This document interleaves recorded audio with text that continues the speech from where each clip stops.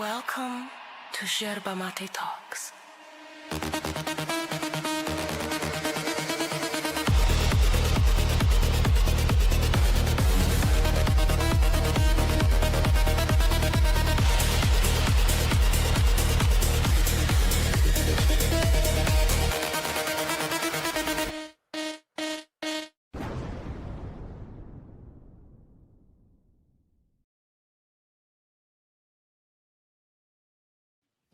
Welcome to another interview. I have with me Josh Monday. Hello, how are you doing? I'm good, brother. How you doing? I'm fantastic. We just finished the stream and now the interview. Very excited to do this interview. Very excited to meet you and Jeran in December. And let's give our peeps some idea of why we're doing this and what's happening in December. So, would you like to tell the story? Sure. Yes. So basically, after TFE, I was I saw that like kind of what the sun does in Antarctica. If you believe TFE, a lot of people didn't, but I believe that what was going on. So I was like, all right. So we see what the sun's doing in Antarctica. We see what the sun does in the Arctic, right? So now I want to see what happens at 53 degrees north and 53 degrees south. The reason why I chose 53 degrees is because it's in Punta Arenas, Chile, right? So that's where they were at during, right before they went to Antarctica on the TFE. So I was, Jeran told me as soon as he went soon as he landed there in Punta Arenas and he kind of saw what the sun was doing, he already had an idea that it's doing what it's not supposed to do on a flat earth. So I was like, okay, so I went down to check what the degrees were at Punta Arenas, Chile. It's 53 degrees south. And then we're going to Edmonton, Canada, June 21st. We're going to do that trip first and see what the sun does at 53 degrees north. And then we're going to go down in December 21st and see what the sun does at 53 degrees south in Punta Arenas, Chile. So the sun is supposed to go the opposite direction than it's supposed to go on the flat earth. So that's the whole reason why I'm going, because first off, I saw what happened with the whole community after TFE, where people were claiming that it was fake and that Jeran, Pastor Will Duffy, Whitsitt, everybody that basically went on the trip was lying. So I was in contact with Jeran before he left. I've been friends with him, before he left, when he was a flat earther. And the way that everybody kind of flipped on him, I was talking to Jeran the whole time, trying to be there for him. I'm Christian. So I just, if somebody's like down, I'm not going to like kick them while they're down. What I'm going to do is I'm going to try to reach my hand out and pick them up and try to help them out. So I was in contact with him the whole time, and I was watching his shows plus watching all the flat earth stuff just to see what their ideas would be about this 24-hour sun. And when I was hearing Jeran's show, what he said if the earth is a globe, then it's going to be symmetrical at 53 degrees or any degrees. The sun's going to be symmetrical from north to south. So I said, all right, let's test this. So I sent him a message on Telegram and said, Jeran, I'm planning on doing this. Are you down to go? And he immediately said, yes, I'll do it. So I'll tell you what, if Jeran is a liar about what the sun is doing at Punta Arenas, then he's obviously not going to tell me, yes, I'll go right away. So I was like, all right, cool. So we bought our tickets for Edmonton, Canada first, and we got a Airbnb. And so that trip was all set up. And then recently we just bought our tickets for Punta Arenas, Chile, and we got a hotel, the same hotel that they stayed at during the TFE, because of the filming right there is a really good spot. It's right on the beach. So so we got that, and then Max got a hold of Jeran, it looks like, and said he's going to end up going too. Anybody else that wants to go is obviously welcome. Any flat earther, any globe earther that wants to go is welcome to go on the trip. I'm not going to be like trying to be Mr. Social. I'm actually going to be filming the sun for 17 hours. So I'll be tied up doing that. In Edmonton, Canada, I'm going to do a 17-hour basically sunrise to sunset. That way you can see if it's symmetrical. And then in Punta Arenas, Chile, I'm going to be filming 17 hours sunrise to sunset. And I want to see what the sun is doing, and that way people can see. Obviously, we can't afford to go to Antarctica, okay? So, Max, I'm pretty sure a lot more you expensive. I can't afford to go to Antarctica. Jeran can't afford to go to Antarctica, or probably any flat earther probably can't afford to go to Antarctica unless there's the flat earth millionaire. There's a guy that calls himself a millionaire. I don't know. Yeah, I know So, that yeah, I do too. He's really rude to me. But anyways, so the whole reason why I'm doing this is because I want to obviously see what the sun does in the south, because I have been to right on the equator in Thailand before, and I've seen the moon and the sun go straight over my head. And that's another thing I'm going to do as well. Okay, so what I'm going to do is next year I'm going to Thailand with my wife and my kids, and I'm going to film the sun there as well. I'm going to bring my camera with me. I'm going to film it there, so you see what the sun does on the equator. I'm going to be 10 degrees north, so it's not going to be exact, but you're going to be able to see. So we're going to see, if you do believe TFE, you know what the sun's doing in December in Antarctica, and then you know what the sun is doing in the Arctic, which is not debated in flat Earth. You see what it does in June. Yep. Okay, so we know that. Now we're going to know what happens at 53 degrees north, 53 degrees south, which is right in between 90 degrees and 50, right? And 90 degrees and the equator, basically, right? You're going to see what's going on in the north, and then 90 degrees in the equator. You're going to see what's going on in the south. Okay, so I'm picking 53 degrees and not 50 exactly, because Punta Arenas is right on the beach, and it's like a perfect shot of being able to see the sun in Antarctica, if it is there, and also be able to see what the sun does. It's a lot better to do it off the beach than to try to do it where mountains are located or something like that, if that makes sense. Yeah, so, I remember that that first trip that the guys did, that first night in Punta Arenas, where they could see that the sun had set, but there was the twilight just going across the face of the water, and it had only a couple of hours left until the sun rise. And it started to click. You can see it starts to click on them, like, oh, that's we're going in that direction, and that's where the sun is. So it's that first night was fascinating. So I have a military compass. So like it's like a military grade compass that I bought. I also bought I bought all the camera equipment that I need. Also, I mean, I got the info on exactly what I'll need for the trip. So I was like, cool. Nice.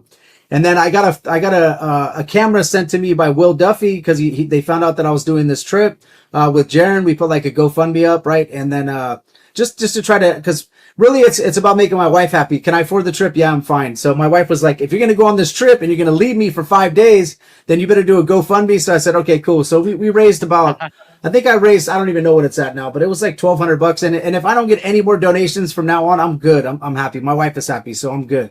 But yeah, so I got the 360 camera for that. I got everything set up basically to film. I'm gonna do like a couple tries beforehand here in California, just to see if it'll last 17 hours, just to make sure, a couple test runs. And yeah, so I'm basically, what I'm doing, bro, is I've been teaching out of the Bible that the earth is flat, right? Like biblical cosmology. I've been teaching it for the last 4 years now. I've done probably like 100 shows, jumping on several different podcasts, teaching the subject. So I'm just the type of person that I'm into making sure 100% what I'm teaching is correct, especially if I'm teaching it out of the Bible, because I'm held accountable for what I'm teaching, obviously, right? And now I'm teaching the Bible studies every single week, 2 times a week on my show, and then on another show as well. So I'm held accountable for what I'm teaching. So I'm the type of person that wants to make sure 100% what I'm teaching is correct, obviously. And I don't want to lead people astray if I am wrong, if that makes sense. Mm-hmm. Yeah, that makes sense. And I have a question prepared about that. So we regularly do in the interviews, I prepared some questions, sent them over. I don't know. I just that's the way that I feel comfortable inviting people over for interviews. So that's what I did. Icy Spin says, I like that he's excited about it. Yes. And the one thing that I came up, I just had like a light bulb moment in the stream before, that I already see you as a future former flat earther, if that makes any kind of sense. So at this moment, after the TFE, obviously, I was trying to find out if anybody had any answers for it. The thing that gets me is this. This is the thing that gets me. So when I'm in Punta Arenas, Chile, it's going to be at 10 o'clock at night, 10 p.m. Over in Australia, it's 12 p.m., right?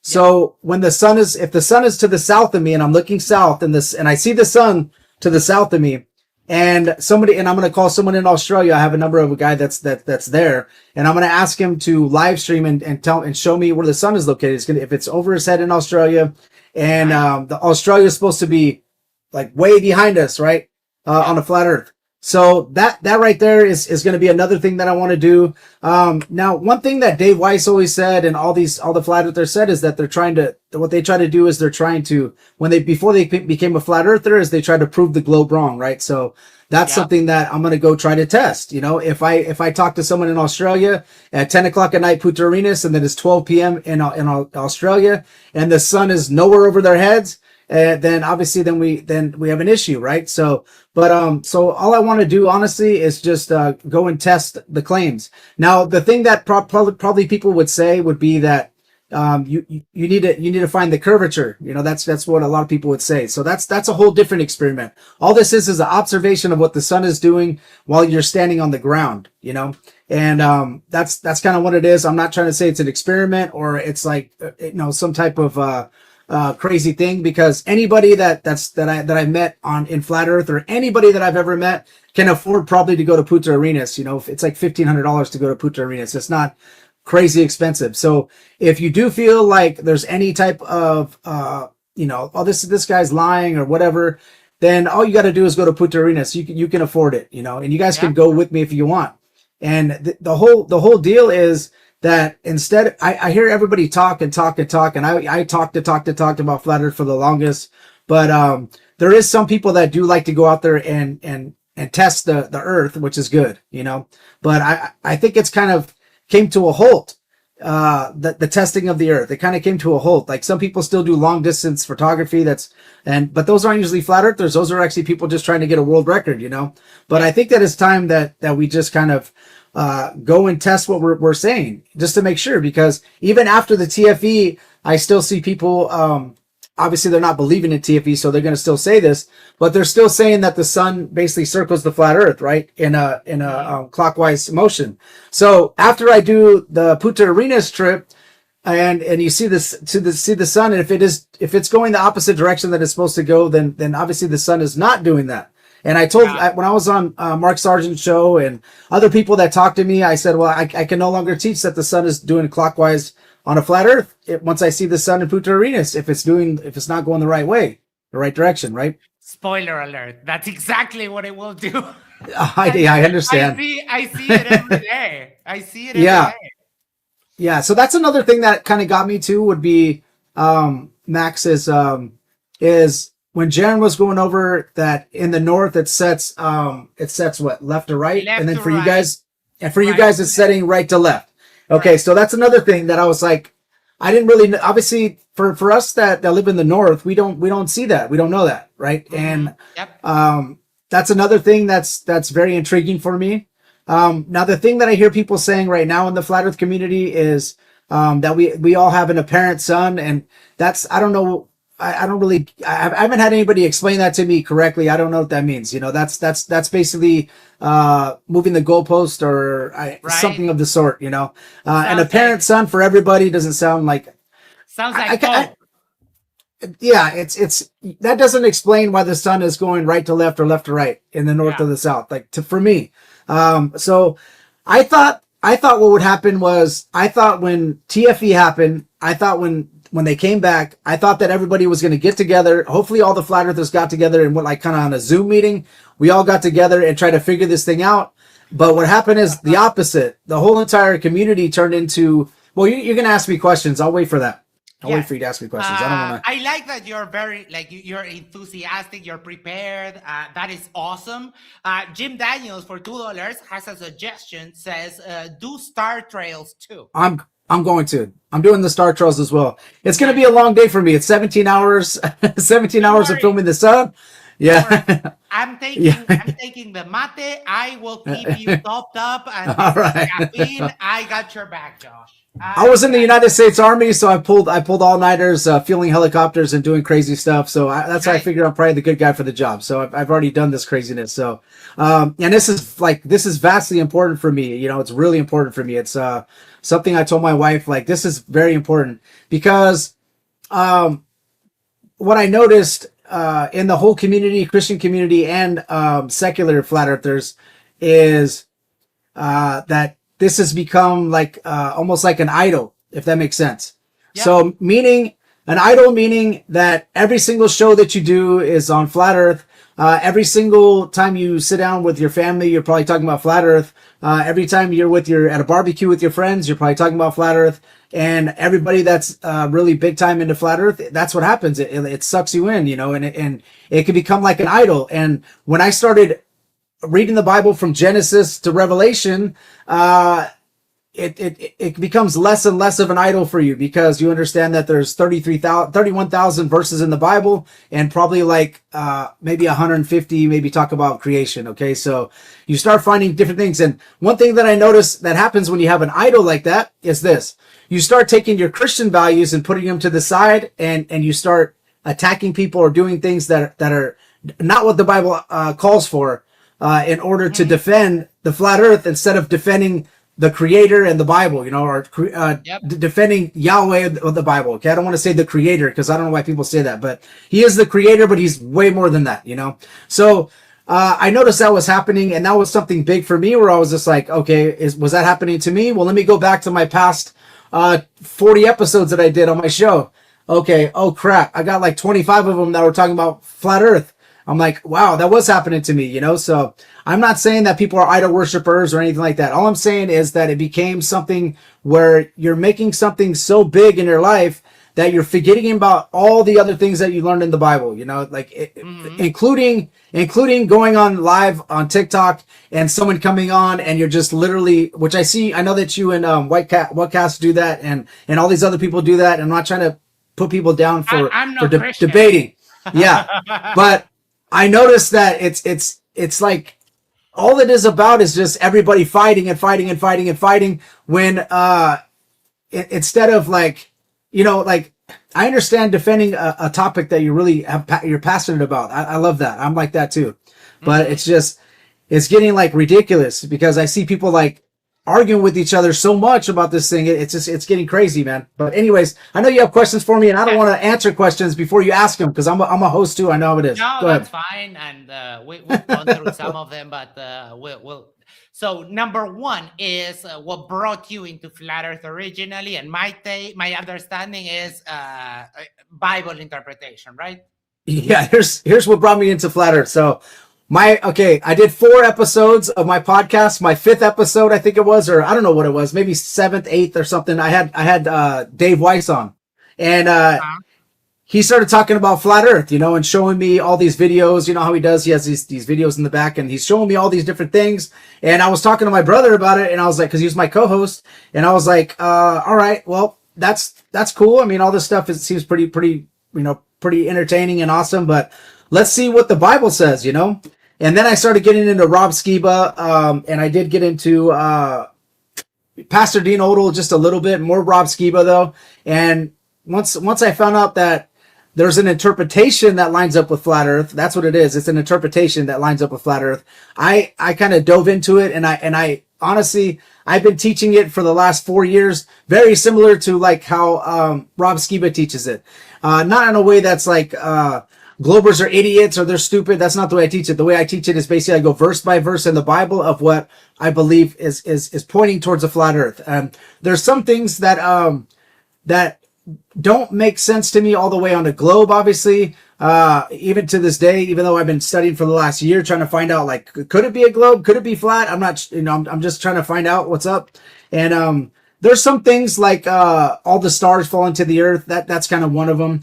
If there was like a firmament over the earth, let's say, and it is flat, and there's all the stars within the firmament, and the stars fell to the earth on a flat Earth model, and they're just luminaries as opposed to being giant gas balls. That kind of makes it a little more difficult for me. Heliocentricity is I'm definitely not sold on that. Let's say if I did in the future say, like, you know what, I found out that it's a globe 100%, I would be more of a geocentric person than a heliocentric person. I know that's easier to explain in a heliocentric model, but I'm still not sold on that yet. But there's still some things that I would that I'm studying right now biblically. But yeah, the Bible definitely is what launched me into it. And when I started going over every single verse, I was like, wow, it does point more towards it being flat with the firmament. And that's what it was, the Bible. I think that's what got me. Just like you thought. I get that. Jeran had kind of the same thing, and baby steps. It's okay. You're not going to change like your whole worldview from one moment to the next. So it's understandable. It's fine. Yeah. And I mean, just getting the basic that the Earth is a globe, I think it's great progress. And then the rest will come after that. So I will change the order. I'm going to question 6 right now. So Okay. I'm sorry. No. Where is it? Here, question 5. Do you think that the results of this trip, saying hypothetically that you realize that it's a globe, do you think that this will affect your relationship with the Bible? Will it be a minor adjustment in the interpretative framework or a major one? I'll tell you what, before I started doing my Bible studies, where right now I'm all the way to, I'm probably like, I probably have like, let me see, I have John 1, John 2, John 3, Jude, and Revelation. That's it in the New Testament on one of my studies. And then I have a lot more on the Old Testament to go because it's a lot more books. But when I go through the whole entire Bible like I've been, verse by verse, it becomes different for me than before. What I would do before is I would have podcasts every single week, right? And I would prepare all week for that podcast. And I was preparing. So the Bible reading I was doing was all about whatever that subject was going to be. So let's say if I'm going to talk about Nephilim in the Bible, I'm literally trying to dissect that subject only. So I'm reading Bible verses about that. And in my meantime, I would learn about other parts of the Bible, but I wasn't like just literally going verse by verse dissecting the whole entire Bible back then.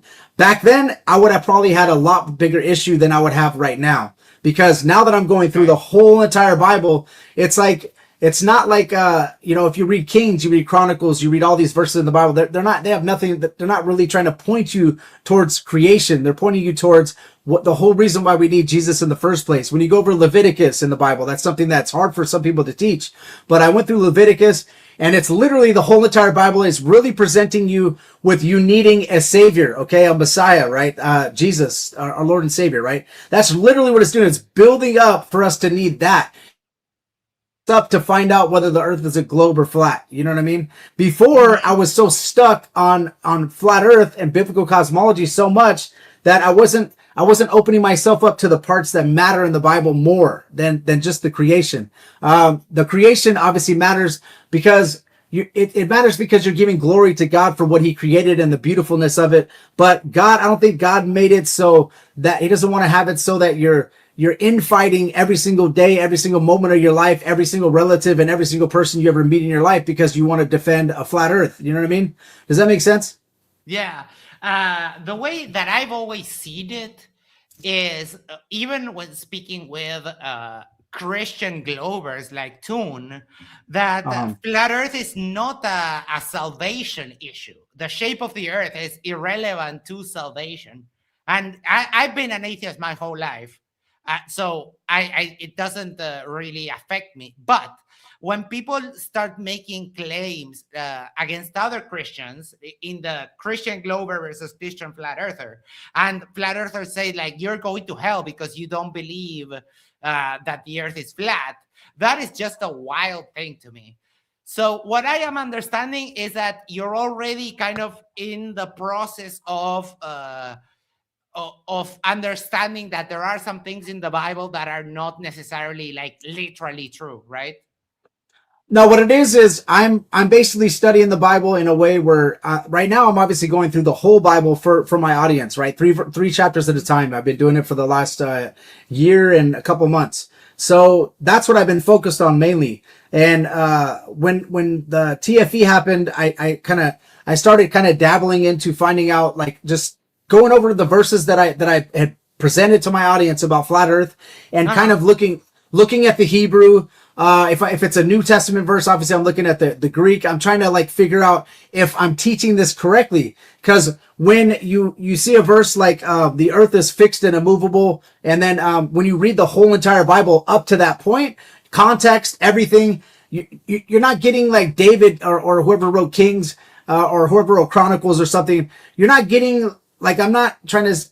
Okay, so I'm trying to find out the context and everything before that verse comes. I'm trying to find out everything about it before I just cherry pick verses throughout the whole entire Bible that go with flat Earth, and I just agree with them because it goes with my my initial thought of flat Earth beforehand. Does that make sense? I'm really trying to break it down to like, is the person in Chronicles talking about the Earth at this moment, or saying that the world is fixed and immovable, whatever? Is he really trying to point towards that the actual physical Earth is fixed and immovable, or is he talking about I'm just digging deeper into to find out if I'm teaching it correctly. On the surface, it sounds like the Earth is fixed and immovable, okay? Meaning that the Earth is fixed and immovable. But there's different words for Earth in the Hebrew. There's going to be dirt. There's going to be foundations. There's going to be, territory. There's going to be like Israel, like that territory, or there's going to be the whole entire Earth. So all I'm doing is just digging deeper and making sure what I'm teaching is correct. And that's what you're supposed to do as a Christian and as a Berean. It says it in the Bible, be like the Bereans and study to show thyself approved. What that means is you're not just reading something on the surface and just accepting it. What you're doing is you're looking deeper and deeper and trying to find out what this literally means before you're presenting it to your audience. So before, I wasn't doing that because I had a preconceived bias going in, and I was so sold on the subject that I just was like, you know what? I'm going to teach it as if it's truth. I feel like it is truth. And then right now what I'm doing is I'm trying to unpack these verses to make sure that I'm teaching them 100% correctly. And if anybody that's listening that's a flat earther right now, that's Christian flat earther, if you have any issues with that, then you need to probably get checked out, because this is what we're supposed to do as Christians. Is we're supposed to dig deep as we could dig and to make sure that everything is correct. We're teaching because we're held. I'm a teacher. I'm not a pastor, like I've gone to get my license, but I'm a teacher though. I'm teaching the Bible every single week to people on, and there's like 3,000 or 4,000 people on one of the podcasts that I'm doing it on, and then mine is a little less. But I have a bunch of people that listen to every single thing I'm saying. And if I did tell them the earth is flat and everything in the Bible is true about the earth being flat, every single time, they're going to believe that, probably most of them, not all of them, but I'm leading them, I'm leading them like a pastor's leading them, so all I have, what I'm trying to do is, I don't want to just be a person that's, has a preconceived bias and I'm just going to teach that all the time like I was before. I was definitely like that.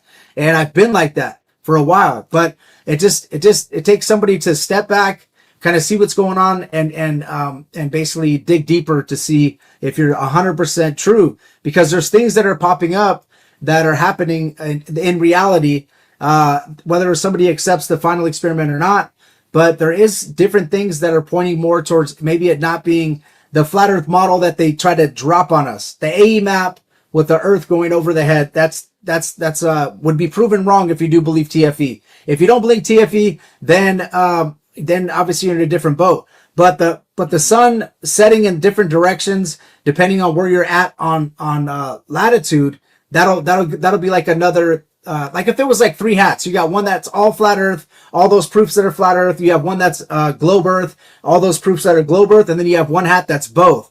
Well, that's what I'm trying to pull these things out and find out. Okay, so this is Earth, this is globe Earth only, this is flat Earth only, and this is both. Let's find out what's going on here and figure things out. That's what I'm trying to do.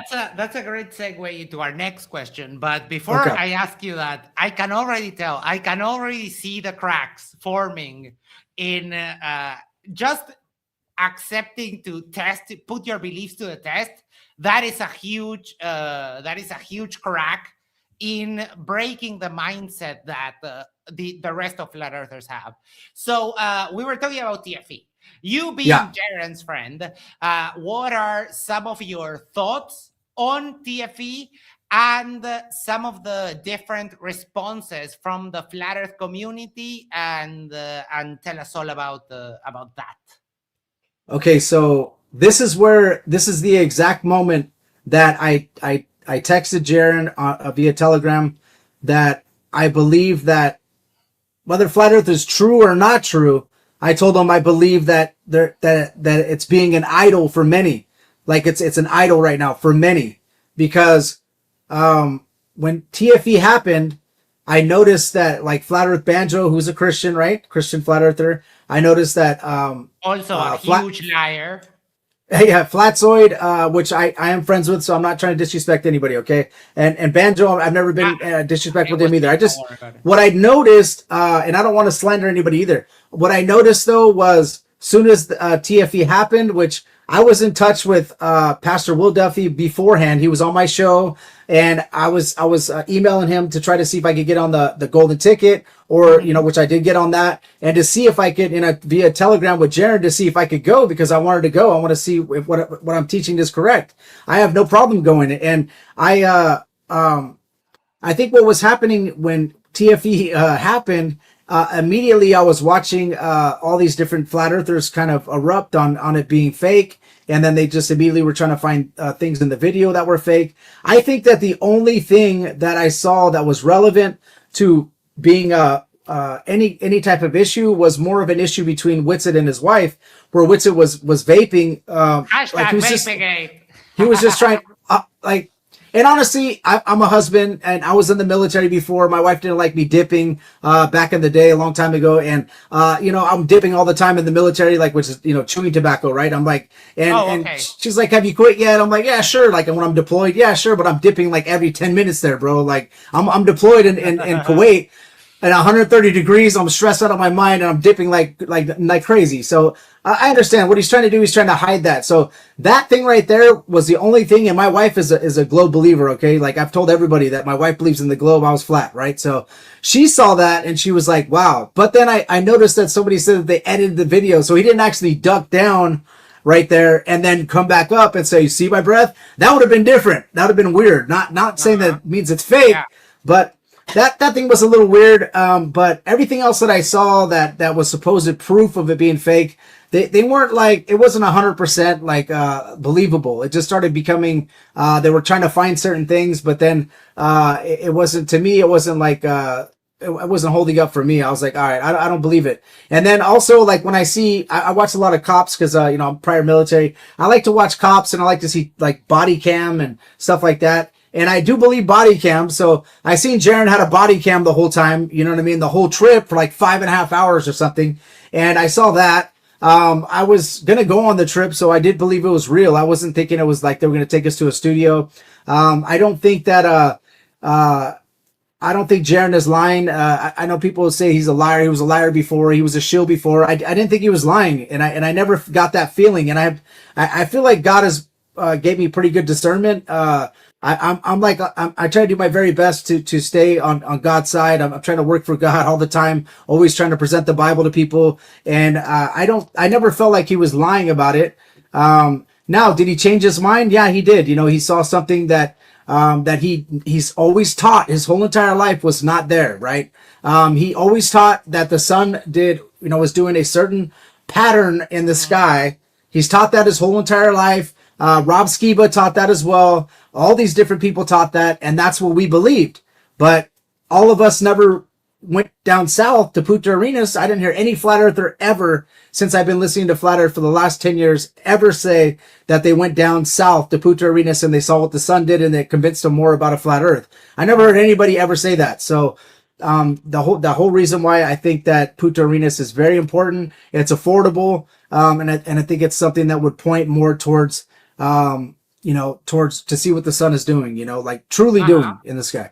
If that makes sense. So I have a joke question at the end. We're going to go back into some of the crazy conspiracies. That's the bonus questions. But okay. My next question was, and we kind of touched on this, if you have ever been in South America or anywhere in the Southern Hemisphere. I haven't. No. It's nice. I mean, there's especially in Latin America, there's a lot of poverty.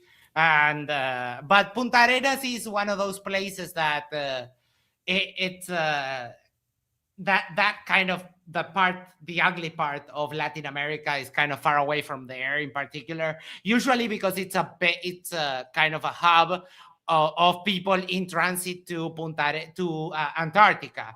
So that kind of takes care of that a little, but it's quite beautiful. And I'm looking forward to it, man, for real. Yeah, me too. I'm very looking forward to it. I've been to Santiago, but I stayed in Santiago the whole week, so it's going to be nice to go back to Chile. I like the people are super friendly, super nice, and I am looking forward to taking a bath in the Pacific Ocean, because I've been to the Atlantic, and I now I'm going to take a dive into the Pacific Ocean there. So, Awesome. next question. Do you expect Jeran's predictions about the sun to be correct? I do. The reason why I expect him to be correct is because he, as soon as I, sent him that Telegram message, he didn't hesitate. He told me, yes, let's go. He's like, I want you to go because I want you to see it as well. So, if he would have told me, sorry, I can't afford it, I still wouldn't think he was lying. I would have just said, okay, he's probably can't afford it right now. His YouTube's not doing well. He's trying to find a job at that time, because he's not making money on YouTube anymore. But the way that he answered me, and it said yes for sure, 100%. And immediately he started sending me like stuff about Edmonton, Canada, like, hey, these are Airbnbs, like he's ready to go. I'm like, damn, let me approve this with my wife. I brought it up to you just to see if you want to do it. And he's immediately started like sending me Airbnbs, like he was ready to go. So I was like, all right, this is gonna be a thing. So I got it approved by my wife and told her, hey, I'm gonna do this. I have kids, and leaving me personally, I don't like to leave any burden on my wife at all. So it's a burden to leave my kids with her for 3 days, and I'm having another baby too. Between this, yeah, thank you. God is great. So the way that he answered me, I figured. But this is also Jeran. I talked to Jeran via Zoom like the other day. We just had a Zoom chat with me and him, not live or anything, and he told me this is also going to be confirmation for him.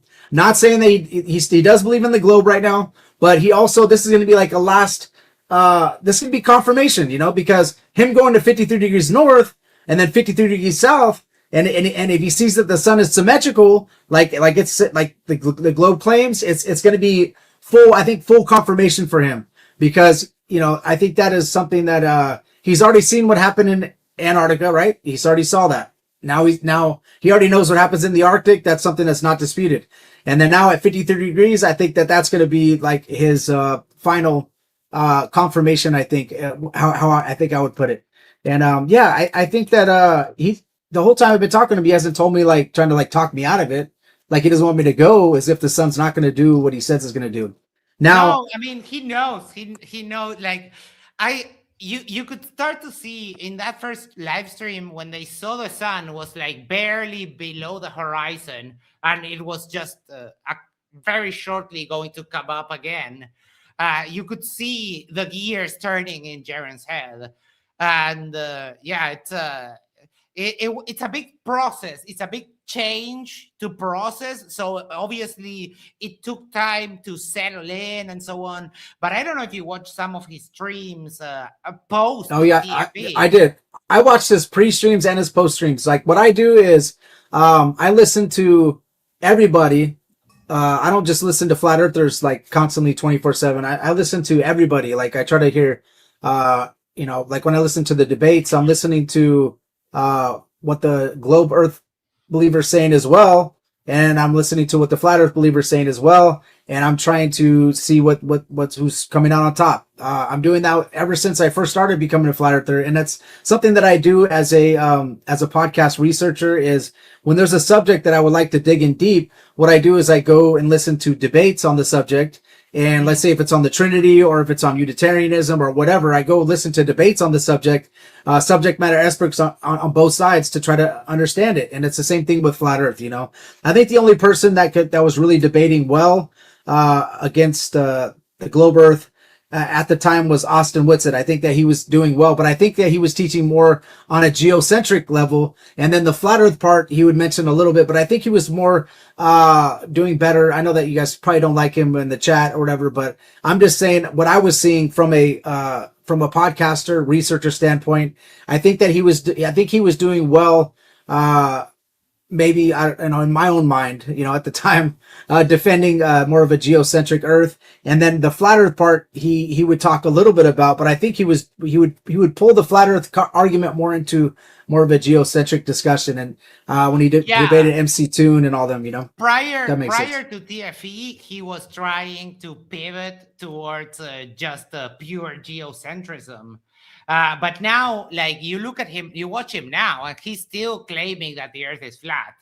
And I have an upstanding challenge to debate for Witsi to debate me, and he's been running away from me for months, like months and months and months. I sent him a super chat on his show, like, "Hey, you're scared to debate me, and do you think he accepted the debate? No, he's still running away from me. If someone came on here and sent me a super chat, hey, Max, you're scared to debate me, I will be like, hey, email me, let's arrange it. I'm not scared to debate anyone." And I think reason, he won't.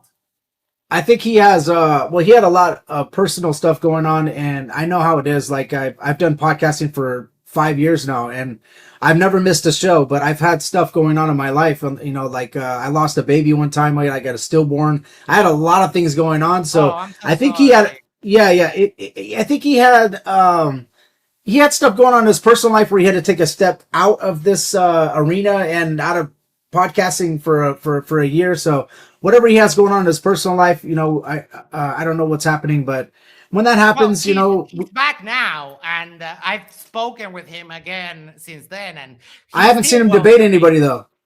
What about on his? Why don't you go on his? Well, you probably want a platform where there's actually a moderator. You don't want to. I mean, we could debate. Yeah, it makes sense. We could debate on Jeran's stream, but I'll let you in on a little secret. A lot of flat earthers are terrified of me.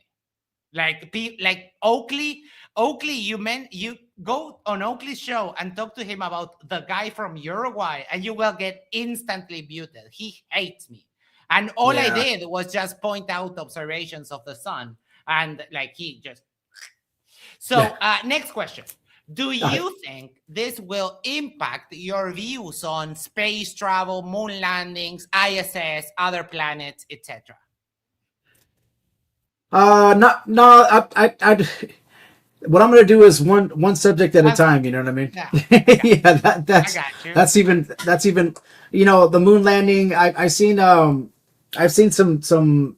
debunks of like what we've presented on the moon landing and stuff, and like I'm trying to do one subject at a time, and I'm really focused on the Bible right now. So that I gotta, if that were to happen, let's say if I was like, okay, I found out it's a globe, then I'd have to do one subject at a time before jumping in.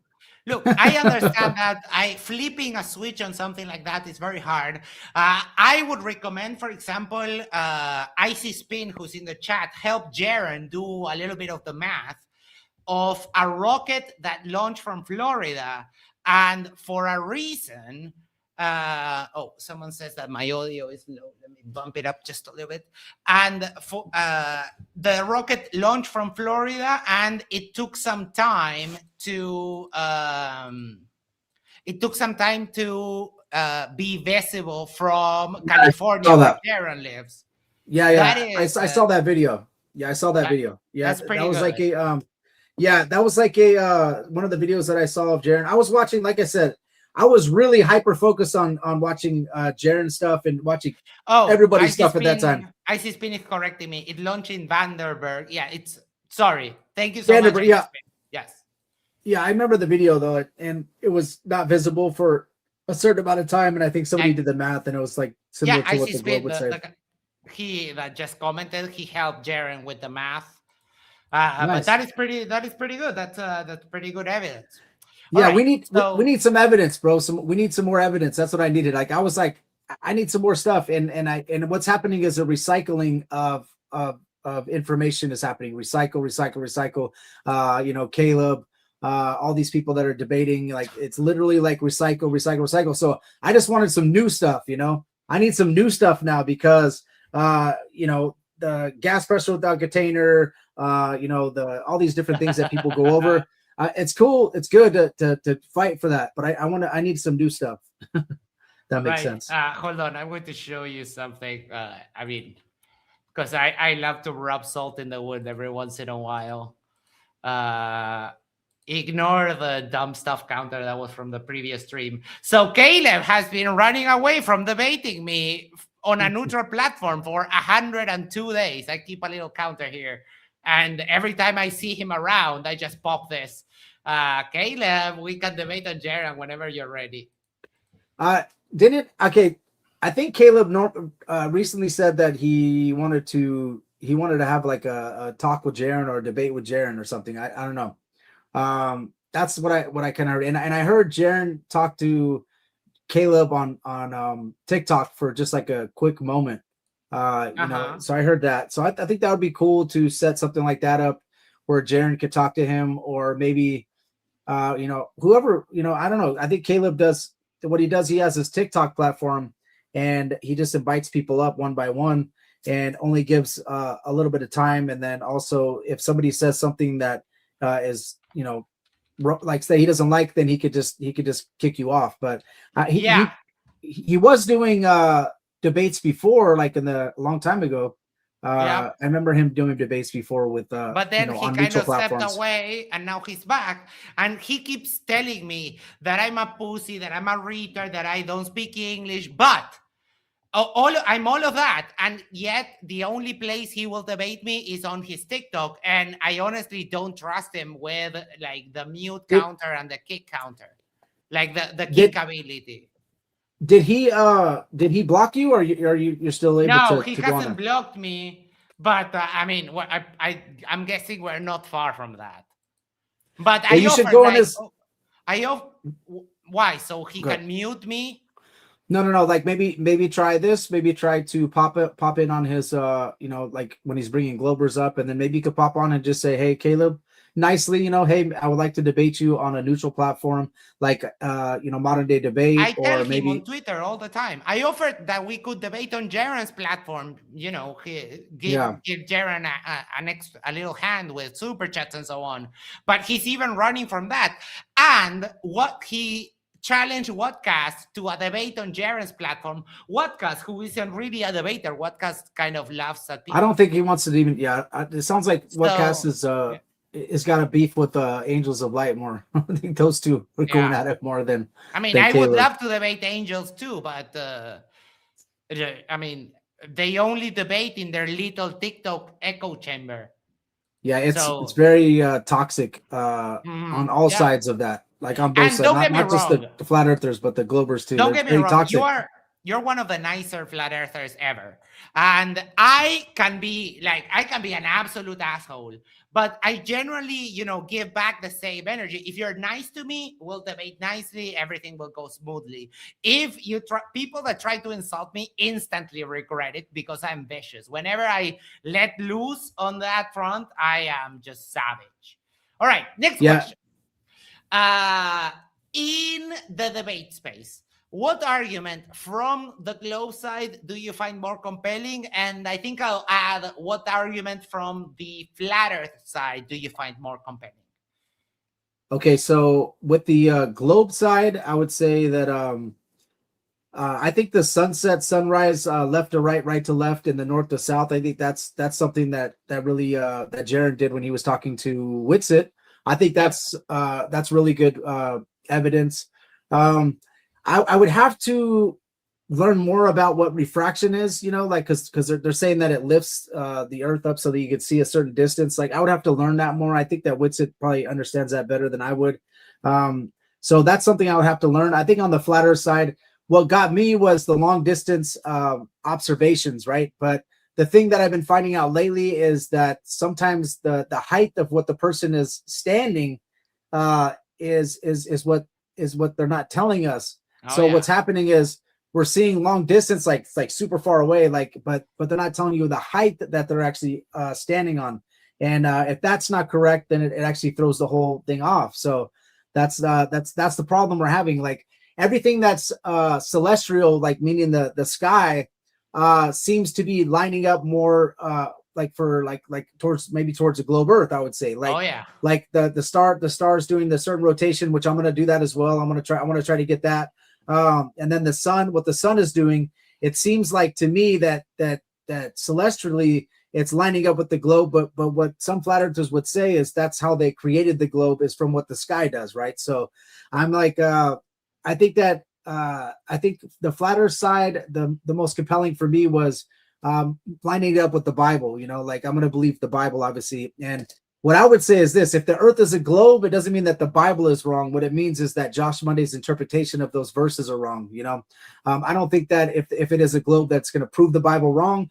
What it means is that just like somebody that's a globe earther, I'm a flat earther that's coming in with the preconceived bias, and I'm placing that on these verses, and since it does agree with what I believe, then I'm highly heavenly depending on these verses to like back up what I'm saying, and I'm using these things, these verses to prove a flat earth, and I don't do the scientific side like other people, like me and Peter Markley. Like he was another one. I saw him when he debated Flatzoid. I was like, okay, I know exactly how I need to go into this debate. I need to go in as a Christian with a Christian, and let's treat each other with respect, and that's the way I try to do it. I think you were there. You were moderating too, weren't you? That debate. You were there, I think. I don't remember. Or you were in the chat, maybe. Was it on the other channel on Matters Now, or where? I don't remember. I've seen so many. There was a guy that was there was a guy that was a moderator, and I think you were like just there as well. I if I could, it was me and Peter Markley. I don't know if you remember that. It was like we were debating biblical cosmology. Yeah, it could have been on the previous channel. Yeah. Yeah. We say Voldemort now. We don't talk about we don't mention it anymore. But okay. Yeah, I think I could have brought up, though all of those videos are lost because when the whole thing happened, I tried to retain the channel. I tried to buy it, but Voldemort wouldn't give it, so it's all gone. But maybe remember that. Yes. All right. Next question is next two questions are: what message would you give the flat earth community and the globe community, like, separately? So the flat earth community, the message I would give is the Christian flat earth community in particular. I would say that we gotta remember all of the things that we're taught by Jesus and everything we're taught in the Bible, and then we need to present it. We need to be presentable like that to people. What we're trying to do is we're trying to attract people like Max, and we're trying to attract atheists to want to be, to ask us the question, like, what is so special about you guys? Why do you treat us this way when we treat you bad or when we persecute you? Like, we need to be that way. We don't need to be matching their energy of trying to, we need to show them like that Christians are need to be held to a different standard. You know what I mean? And we need to control our energy. We need to control our remarks, and we need to control the slandering. We need to control all that stuff, and we need to make it so that we are seen in a different light. We're supposed to be seen as the light, not as evil. So when we're doing these certain things, I understand passion is something different. I understand you have passion in a certain thing, but you need to understand that all the other things that we're taught, all the values that we're taught in the Bible, we need to bring that to these atheists or to people that we're speaking to when we're debating people. Don't just say that you represent for the flat earth and you're a Christian, and then all of a sudden someone says something to you and you snap back at them and you yell at them and you do these things because you're making Christianity look bad, and you're also making Jesus look bad, and you're making God look bad by doing that. So I would just say that we need to keep our Christian values, and at the same time maybe defend creation. That's okay. And I think that'll be better for both sides. And then the globe side, just try to give us grace. Try to give us some grace if you can, because obviously we're still trying to figure things out. And also from a Christian standpoint, what I would say is, when you find out that it's in the Bible, and then like you start digging deep, and then you're like, whoa, it's biblical. Oh, then we're thinking that it's truth, no matter what somebody says. And then we're finding deceptions here, deceptions there. And then, a lot of us are conspiracy theorists as well.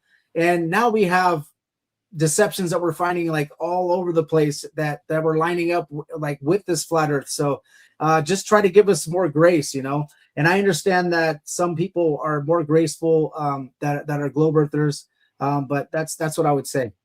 Give us grace. We're trying to figure things out like you guys are. We don't know everything, just like you guys don't. On the topic of creation, I've been an atheist my whole life, like since I'm 5 years old. Now, I I try to put myself in the headspace of a Christian, and I don't understand what the appeal is of the prison dome planet kind of a thing. How don't they see as that the flat earth god is so puny that it could only create a snow globe, and the glober god on the other hand created a never expanding universe filled with wonder, with stars and supernovae and comets and asteroids and black holes and all of these magical things to figure out that are just like fascinating, and stars that live and have a cycle and then explode and they give rise to new elements and all of these things that are just amazing. And I don't see the appeal of having like, oh yeah, God created a snow globe in which we're all prisoners and we can never leave, and everything up there is just a hologram that is projected on our prison. What? Yeah. Do you have any thoughts on that? I do. So the way that it's different is like, let's say like Isaiah 40:22, where it talks about the circle of the earth, it's talking about like God looking down on us like grasshoppers, right? So if you think about it like from a literal point of view, then God's throne would be above the firmament, right? So and then there's a firmament underneath that, right? And then he's looking down on us. So the appeal is that God is closer, right? And he's watching us. He's sovereign, meaning that he's involved in our lives. When it comes to like the heliocentric model, for example, him being like ever expanding, and if God's throne is like, trillions upon trillions of miles away, then that would be the unappealing part for someone that's like a biblical cosmology believer. There's just certain things that now it's still, if it was a flat earth with a dome, it's still wondrous as well, because he has something that's impenetrable that only a spirit can go through, right? So nobody physical can make it to heaven, is what you would say, and you can only make it to heaven when you're spirit. And then also hell, which is located in the earth biblically, then only a spirit can end up going to hell. You can't break into hell or make it to hell. You can only be taken there by angels, so when you die, right? Absent from the body, present with the Lord, you're taken up to heaven, or you're taken into Sheol, which is in the earth, So biblically, it makes a lot of sense. But the heliocentric model biblically, it's very hard for me to line up that model with the Bible, specifically like Joshua 10:12, where it says when they were fighting the Amorites, which are actually giants as well. The enemies were served up, and then God stopped the moon and the sun from moving in the sky, and then they were able to avenge their enemies. And then also there's a few things in there that I would say heliocentricity doesn't make sense. That is also possible, on a globe. It's also possible. It's just that on a globe it is. It doesn't make sense that it's literally like, because like even if you are like on a merry-go-round, right? And the merry-go-round stops, it's you who's spinning, but it looks like everything else is also stopped too. So it's interchangeable. It doesn't, it doesn't. It's not 100. It's not 100%. But like I said, when you have like I said though, like when you have a preconceived bias going in, you're like, all right, this makes total sense. Like this, that the moon and the sun are moving in the sky, and that the earth is fixed and immovable and it's not moving. And that's all God had to do was stop the moon and the sun, like he said he did. You know what I mean? So it's real. That's where you get like, you're like, all right, you start finding these verses. You're like, oh man, this lines up perfect with my belief, And one thing that Rob Skiba said to all the people that were globe believers, going into flat earth, is he said, you need to erase all your preconceived biases before you read the Bible. Right. And not knowing that that's literally what I was doing. I had a preconceived bias of flat earth going into the Bible. So now I'm like I'm going through the Bible trying to find all these verses that match, and I'm like, all right, I'm gonna do these presentations, and I'm gonna have all this stuff prepared for when I'm talking about the subject. But it's literally what we do, even as humans. It's natural for us to have these preconceived biases going in. Jeran talked a lot about that, about the mental block that just makes you dismiss things according to your bias. And we all have that to a lesser or more bigger degree, right? Of But course. yeah, it's I already see the foundations of those biases coming down, and it's funny to imagine you as a future former flat earther. I'm telling you. I'm telling you. We'll see what All happens, right. man. We have two final questions. Okay. What are you most excited about the whole trip, like the both instances of the trip? I'm most excited about kind of like being able to travel up north and that close to, like where there is like, there's going to be a 24-hour sun in the Arctic at the time when I'm up Yep. north in Edmonton, Canada. So I'm most excited to kind of see like where I'm at on the earth, looking from the earth up and seeing what the sun's going to do. That's the most exciting part for me is that.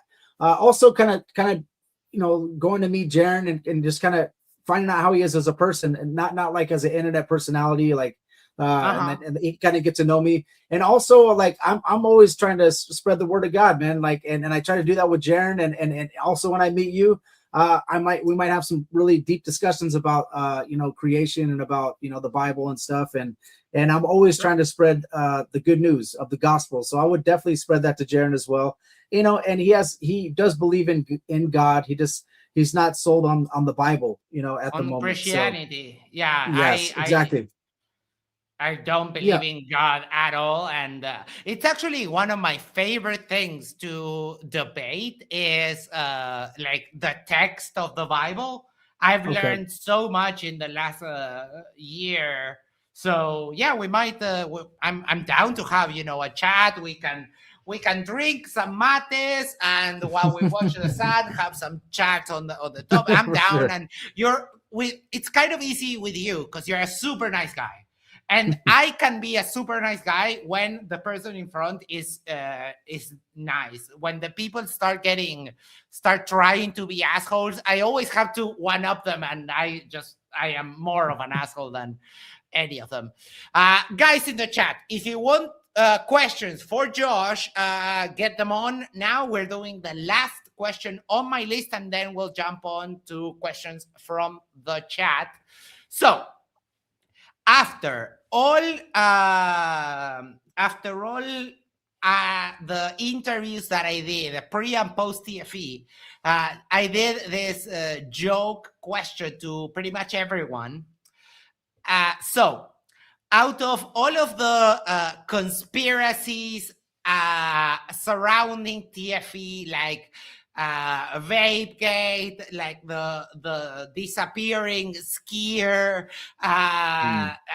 and all of those, which one for you was like the most favorite in the sense like, oh my, this is just absolutely insane, the most dumb, the most wacky? You can answer whichever you want, and I'll tell you mine. There was on Jeran's body cam footage, someone clipped Jeran eating a cup of ramen noodles. Apollo, and it said yes, Apollo. it said sabor a pollo in Spanish, because of course they were bought in Chile, and in Chile they speak Spanish. So they were calling Jeran a sun worshiper. And that was a conspiracy that lasted 10 minutes and then it was over. But that to me, because I speak Spanish, that to me was just so fun. And you could see that the people had cropped the picture where it said sabor. They had only left Apollo, and it's two words. It's two separate words because of how Spanish grammar works. And to me, like, I almost died laughing when I saw that. I was like, oh my, this is just pure desperation. So go ahead, your answer to that. I think when they said that it was filmed in the Sphere or filmed in like a studio, I think that was probably like, for me, was like was probably the one. And also a second note, I think the worst thing I heard was when they were talking about Elizabeth being like there to like please all the guys or something like that. That was flat. That was probably like the worst that I heard, and that affected me probably most because I was very disturbed at what they said at that moment. That's a horrible claim to make. It's terrible. Yeah, to say that about somebody is terrible. And like I said, all the Christian values that we have, we gotta carry those with us in conversations and carry those with us in life, in every situation at all times. That's what we're called to do. And Yep. as you see, and even I think that Keith being Flatzoid is also recognizing. That's why he went straight Bible now, because he recognized that it became an idol, because even he had other biblical cosmology Christian believers attacking him, saying that, all these crazy things. And I have people attacking me as well. And especially being on your show right now, people will probably be attacking me as well, saying, whatever they want to say about me. But one thing about me is, every single show I've ever done in my entire life, I've always brought it back to the Word of God, and I've always brought it back to the Bible, no matter what the subject is. Even if I'm on an atheist show, I'm on their show talking about either Nephilim, or I'm talking about biblical cosmology, or I'm talking about God in any way that I can. So if anybody wants to say that, like, I had the guy named True Christian. I don't know if you know who he is. No. His name is True Christian. He is the type that is that's pushing that the TFE is like complete hoax and all this other stuff. And he tried to say something about me because I'm talking to Jeran. But man, I'm telling you guys, your Christian values have to be there no matter what. So if somebody is down and their YouTube channel is obviously leaving, and all this stuff is happening to a gentleman, no matter if they're Christian or not, what you're called to do is you're called to build people up. You're called to be there for people, especially when no one else is around being for them. You're not called to persecute people in any way. You're called to defend the Bible, of course. That's something that we should do, but you're also called to be the light, and you're called to put your hand out and pick somebody up and say, are you good? Are you all right? I know you're going through a lot right now. I could try to help you get a job at a water district. I can help you get this, because that's what I do for a living. I try to guide them to help them, because he has a wife, he has a son, and he has a life as well outside of the internet. And so that's what I'm called to do as a Christian. I just thought of another tiny question. Are you ready for the backlash?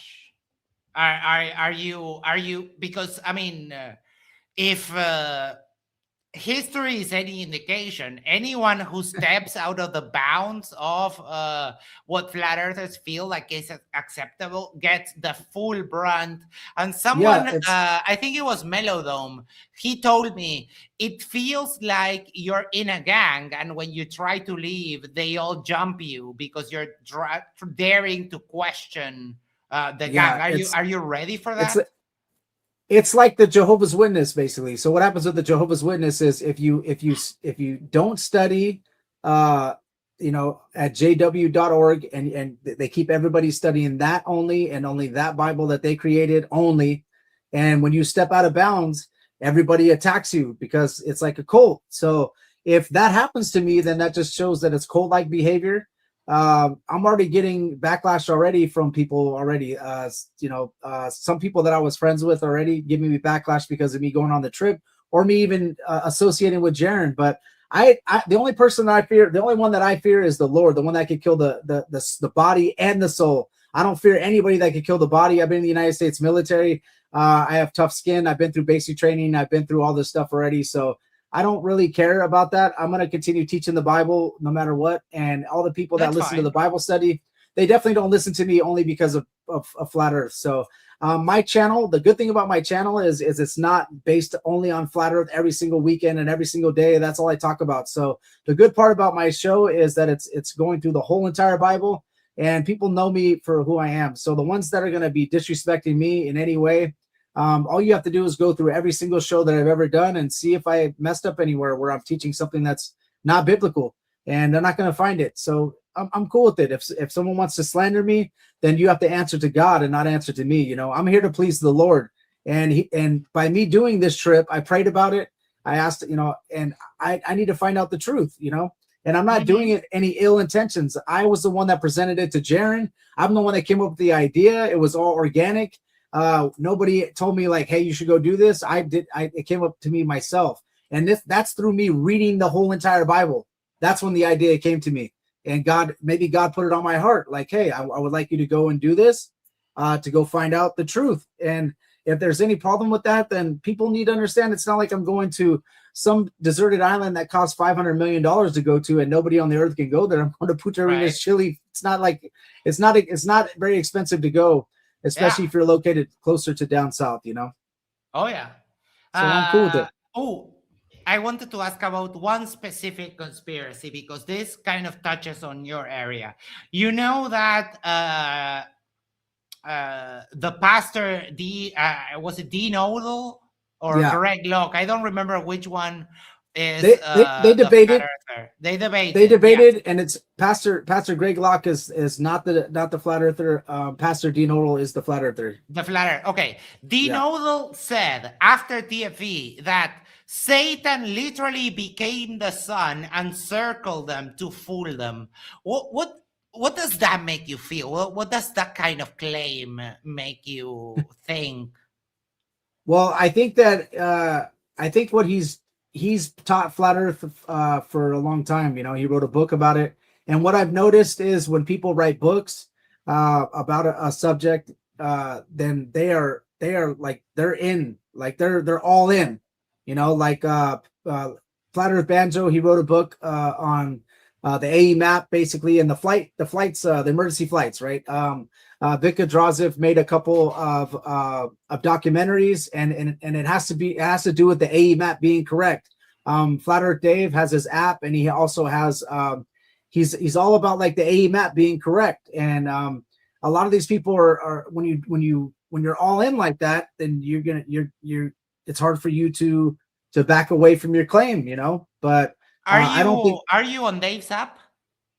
Yeah, I was on Dave's app for the longest, and I'm still on his app, but I know that it's leaking information. And Jeran actually showed me, he actually gave me a screenshot of where I was located that day. He goes, "Were you located at this place in Rialto today?" I was like, "Yeah, bro, that's one of my well sites I was at." He's like, I was like, how'd you know? He's like, "Oh, I got it off, you know, somebody got it off the app and they knew exactly where you're located." So Yeah. I understand all the precautions. And I actually had a talk with Dave Weiss as well, like about that, and I've also talked to him. So he's going to, like, I'm calling it now, he's going to hardcore turn on you, and there's no limit to the stuff he will lie about you and the insults that he will throw your way. He will call you a demon, a troll, and everything. But like you said, you have thick skin, and look, you're going to a lot of people are going to turn on you. That's a given. If like, I'm predicting, like my prediction, what I told you before. You're in my head, you're already a future former flat earther, right? So, but you're also going to gain, you know, a wealth of potential new friends. So, you know, it comes and goes, right? yeah, I think all my Bible study listeners that are listening to my show right now on the other podcast that I do, or the one that I have now, it's not going to change anything with them. That's fine. So that's all that matters, really. All the other people that are outside of my circle, that are from the outside looking in, just understand that I'm not doing anything that you can't do. You can easily do it, no big deal. And if you want to go to Punta Arenas with us, you're welcome to come, and you can see I just for yourself. joined. I just said, Jeran, hey, mind if I go with you? And Jeran was like, yeah, come on over. And for me, it's super close because I live in Uruguay. And it's, if anyone wants to join, you can come with us, or you can go next year to Punta Arenas, do the same experience, or anywhere else in the world. That's the amazing thing. Yes. Someone already sent me a text message that I've helped with. That makes, like, he has like 1 million followers on TikTok, and he already sent me a message saying something that he thinks I'm a Freemason, and he's already known I was a Mason this whole time. And I'm just like, right, bro, like, okay, like the like, basically there's a verse in the Bible where they were saying that Jesus is you know, like casting out demons from Satan, and that's what he says. He says that you know, the kingdom can't cast out itself, right? That's not how it works. You know, he's casting out demons because he's an enemy of the devil, not like with the devil. So it's the same thing with me. Like, I don't think that you know, the government's ever going to come down to somebody like me and say, hey, I want you to have like 5,000 subscribers on YouTube, and I need you to teach the Bible every day. And that would be great for the community of Satanists. Like, that doesn't happen, you know. Like, everything that I've been teaching has all been biblical my whole entire time I've been here, and I've always taught the Bible, and that's what I'm doing now. And I'm going from Genesis to Revelation through the whole entire Bible, 3 chapters at a time. Everyone can go and listen to all those and see if they find any flaws in what I'm saying, and they're not going to find it. So if you judge me on the basis of just flat Earth and globe, then and that's what your idol is, then that's fine. Like you could do that if you like. But I'm already getting backlash already. But it's all right. They're not That's affecting my stride in any way. I'm still going to continue doing the Bible no matter what. So I mean, that is I like I find that to be the ultimate truth. Or like, okay, I have this belief. Let's put it to the test. Let's really check if this is the truth or not. And I think that's very valuable. And I'm so happy for you. And I'm extremely happy for Jeran. Like, that shows Jeran is a super cool friend, right? Because he's been putting you, like, he warned you about the whole app thing, which a lot of people don't. If I tell a flat earther, like, hey, if you're on the app, you might want to delete it because of this and that, they won't believe me, right? But I think I'm seeing Jeran as like a true friend of yours, and I can't wait to meet him. And I have some gifts prepared for you guys representing Uruguay. And I'm taking my mate. We're going to drink mate and have chat. So it's going to be fantastic. All right. Yeah, I'm super looking forward to it, brother. Same here. Oh, yeah, me too. All right. Questions. I have selected, super chat and some of the questions. We'll try to sanitize them. If people are contentious. And so far I selected some of the best. But Jack Fetter for $4.99. Thank you so much, Jack. Go here long before the trip. Enter the data and show what science says you should see. Suncalc.org, and to prove to flat earthers that the model works. And I'll show you a little thing. We weren't able to catch it. Hold on, let me remove the counter here because it has nothing to do with you. We tried on March with Icy Spin. He is in Tallahassee, Florida. I'm here in the coast of Montevideo, Uruguay. And according to Suncalc, give me 1 second. Sunset. Here. In the equinox, this is what we were supposed to see. Unfortunately, the weather screwed me over, but we're going to try again in September. And I took, here is where I was looking west at the sunset. And you can see the yellow line is the path of the sun in that day. So if you're looking west, the sun will go from your top right to your bottom left. Okay. And then this was Icy Spin. At the same time, we were live streaming together from our phones, both at the coast, looking west, of course, at the sunset. And for him, the yellow line of the sun shows that it would go from his top left to the bottom right. So the sun would be doing this at the same time. And that's basically what you're going to be kind of checking right now, with 6 months apart on the equivalent date, north and south. So this is a great I forgot to mention that too, guys. I mentioned it's going to be June 21st in Edmonton, Canada, and it's going to be December 21st in Punta Arenas, Chile. I forgot to mention that. So it's exactly 6 months apart on the same exact day. So that's the claim, right? That's what I'm trying to find out. And also, not only am I trying to look for right to left, left to right, all that, I'm trying to see if it's actually symmetrical, which it's supposed to be. There's like 17 hours of sunlight in Edmonton, Canada, on June 21st, and then December 21st, there's 17 hours of sunlight in Punta Arenas, Chile. And there's a reason why I'm doing this, is because you're going to see what the sun does while you're standing at that point of 53 degrees. That's the whole difference, in what I've seen other people do. So that's the whole experiment. But it's Suncal, and then there's another one I think that Jeran has that he pulls up on his I don't remember what it is. He sent me the link to it, but it's another one where it shows what the sun does as well. And but it's like the cool part about it is it's from like the viewer standpoint. The observer. I don't remember what that one is called. Sorry, I can't Yeah, pull it it's up fine. immediately Don't right worry now, about but it. But yeah, I mean, it's uh, kind of showing. It's showing what the sun is going to do from like it shows like a city, and it shows like exactly what the sun's going to do at whatever degrees that you're at. And correct. Yes. so that's basically obviously what I like to go off as well as well as that sun count one. I need to get that website. If you could send it to me via email, if that's cool, and that way Mm-hmm. I could kind of see what I'm expecting to see basically. Yep. Perfect. Steel City says a truther searching for truth, rare thing to see. Thank you so much. Any thoughts? Yeah, that's definitely a lot of people are searching for the truth, but the problem is like I was saying, a lot of the information that we have in the flat Earth community has been recycled. So we keep on going to the same exact like the Globers have this certain thing they like to say, flat Earthers like to say, and then what they do is they fight all day about those same exact subjects. So let's bring something new to the table. Like searching what happens at 53 degrees north, 53 degrees south. That's going to be something that's going to be new that I've never seen anybody ever do. So I think it's new and That's cool. it's going to be good stuff. So yeah, I think And it's searching for truth is important. accessible.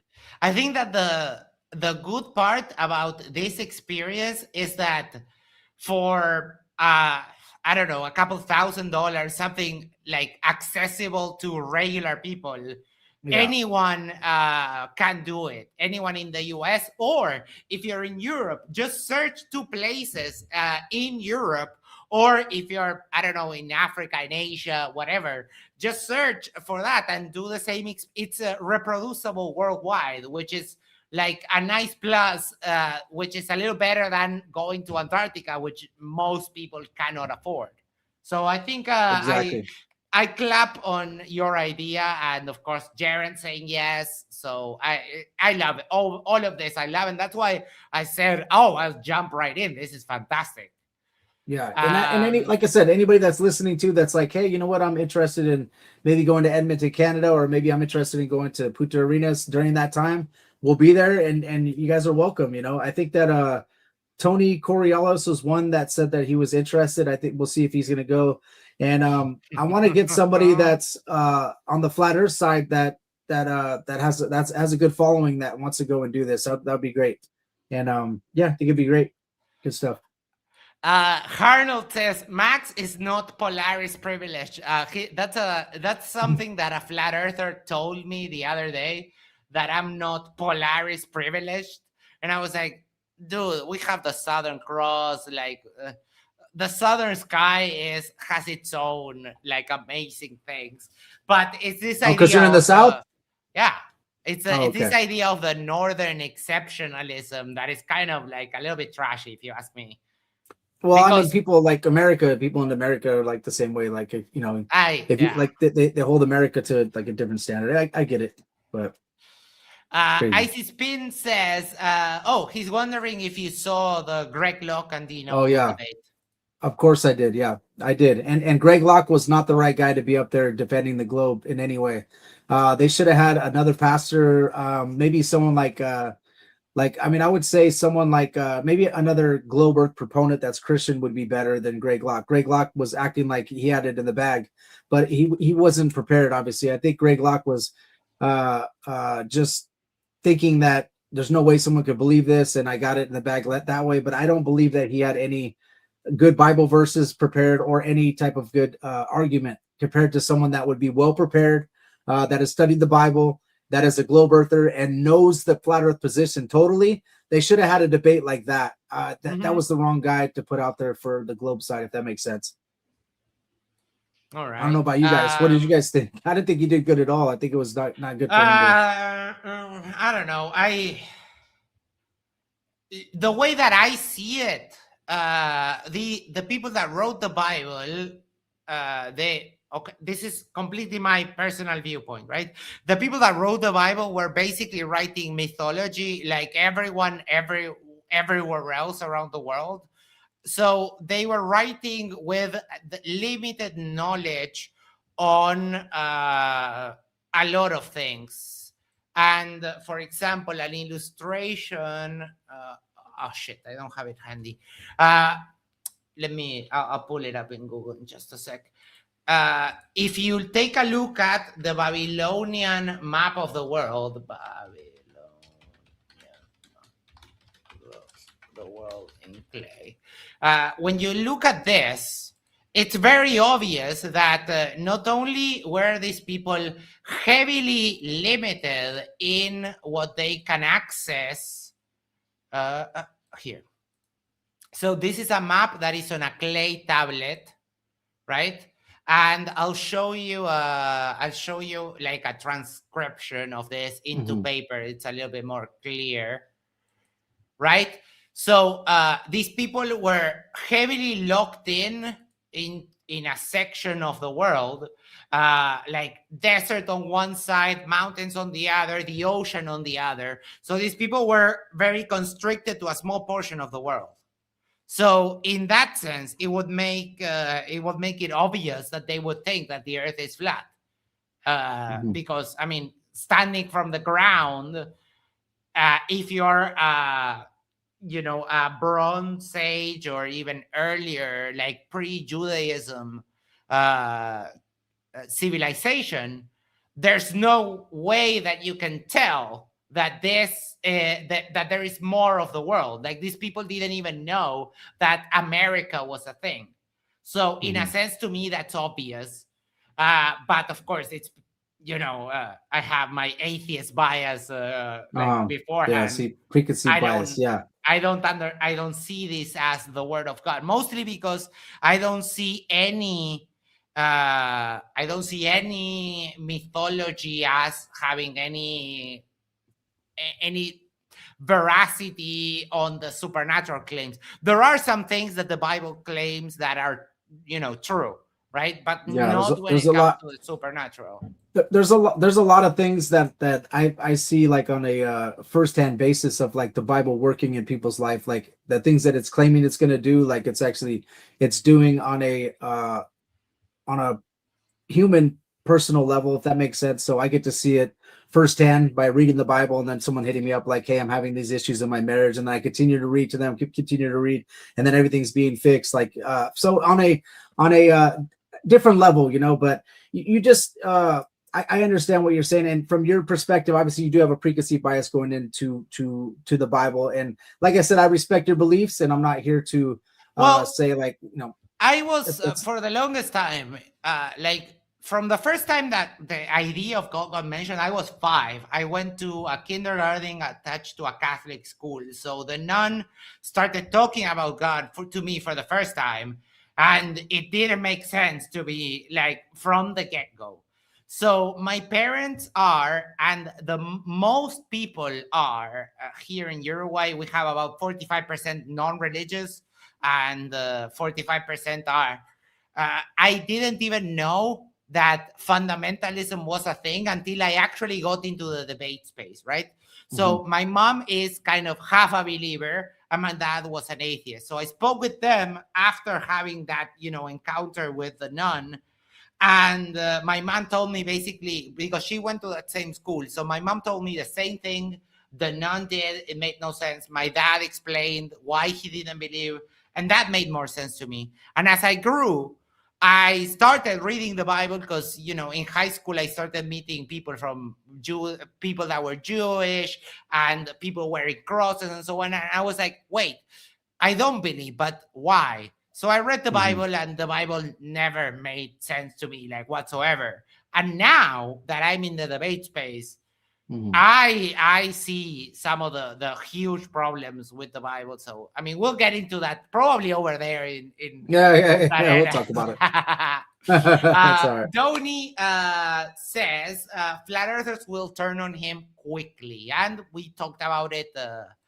I don't know if you have anything else left to say. It probably will happen, It probably will happen. People will get mad and say what they want to say, but all I'm trying to do is see what the sun does while standing on the earth. So no big deal. What's the big deal about that? So, I mean, and yeah, it's I asked Jeran if he felt some sort of, like, relief, and he told me that yes, it's like it's feels like a weight being lifted. Like, okay, you take all of the hits, you take all of everything, but he was searching for the truth for 10 years, and then he found it.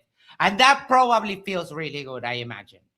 Yeah, well, every single show that he was doing was either was all flat Earth based, like for Yeah. 10 years. So he was going to conferences. He was talking about NASA all the time. He was talking about flat Earth every single episode that he did, and everybody was listening to every word that he said. That was his listeners. Not saying some people were trying to say they didn't trust him a long time ago, whatever.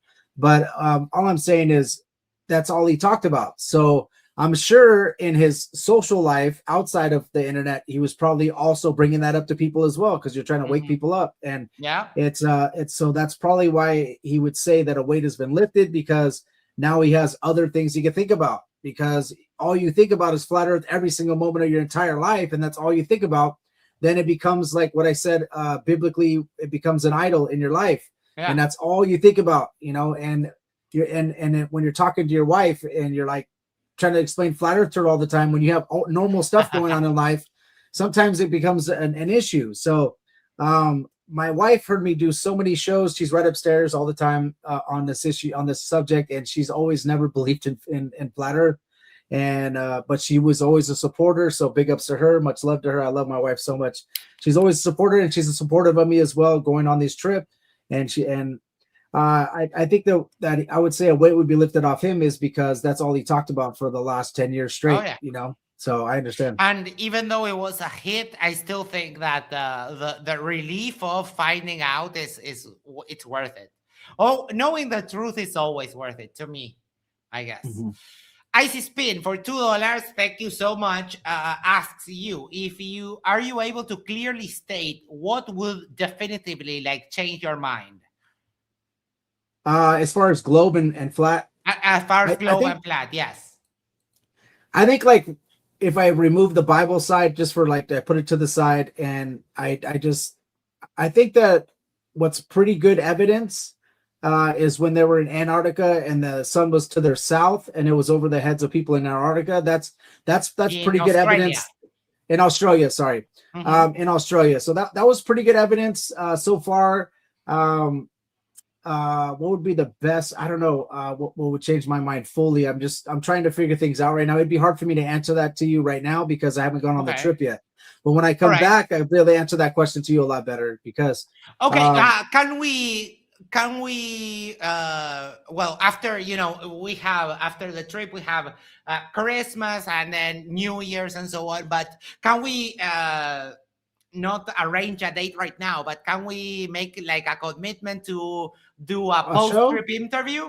Yeah, for sure. Awesome. Especially since we're going on the trip together. Yeah, of course, bro. And perfect. Love it. I'm a podcaster, bro. I'll jump on people's show all the time. I have no problem jumping on your show. Yeah, that's awesome. Down. I love that. I'm trying. I think I'll ask Jeran if he wants to do, a pre-post interview. But I've done it with him. We've spoken. We could do it together if you want to have all three of us on. That'd be cool. If you have Jeran on as well. Yeah. All right. Jack Fetter for $4.99. Thank you so much. Jack says, since Dearth is your, I'm sorry for the expression, flirt daddy. So it's okay. He should get, you should get Dave to commit watching your streams and your materials from both locations. So you'll see that Dearth is a grifter when he denies. And I can't disagree with Jack. Because that's what Dave did with Jeran. Yeah, I'm sure that, like I said, I'm sure that. Well, I wanted to try to get him to go to Punta Arenas, because I said everybody's been calling Jeran a liar, and I think this would be pretty good evidence that Jeran's not a liar, So yeah. But yeah, I've been watching Dave Weiss very closely, and I've been watching all these people very closely in the Flat Earth community. So for the last year, just to see what their mindset is and the psychology of this. And I've really been watching pretty deeply on all that. So I'm still friends with everybody, and I'll still be nice to everybody like I am to you. So I'm not going to go out and slander anybody, but yeah, I think, no, I get that. We have a lot of contention with Dave Weiss specifically. I understand. But it's a whole thing. Harnold, $5 debate. Thank you so much, Harnold. Debates are a suboptimal way to discern objective truth. Debates are lost based upon employment of debate tactics. I respect what you are doing. I appreciate it. And yeah, I've debated too on the biblical cosmology, and I've debated people as well. And you're right.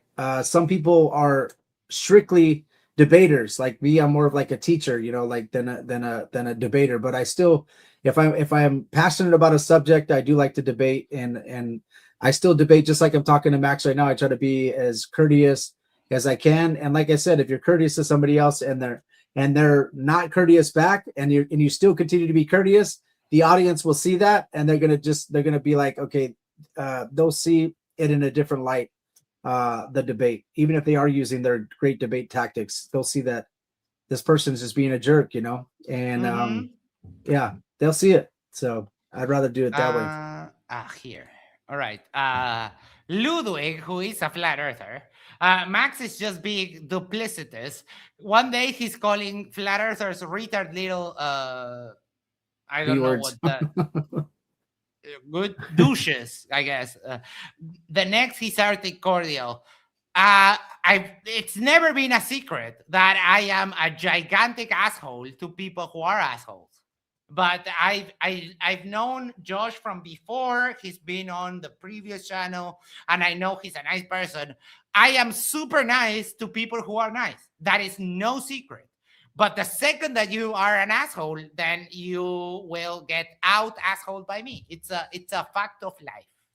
Yeah, like I said, Max has been a host on one of the debates I did against Ozzy, and then also he was also a host on a debate that I did with Fit as Flat Earther on Christianity versus secular humanism.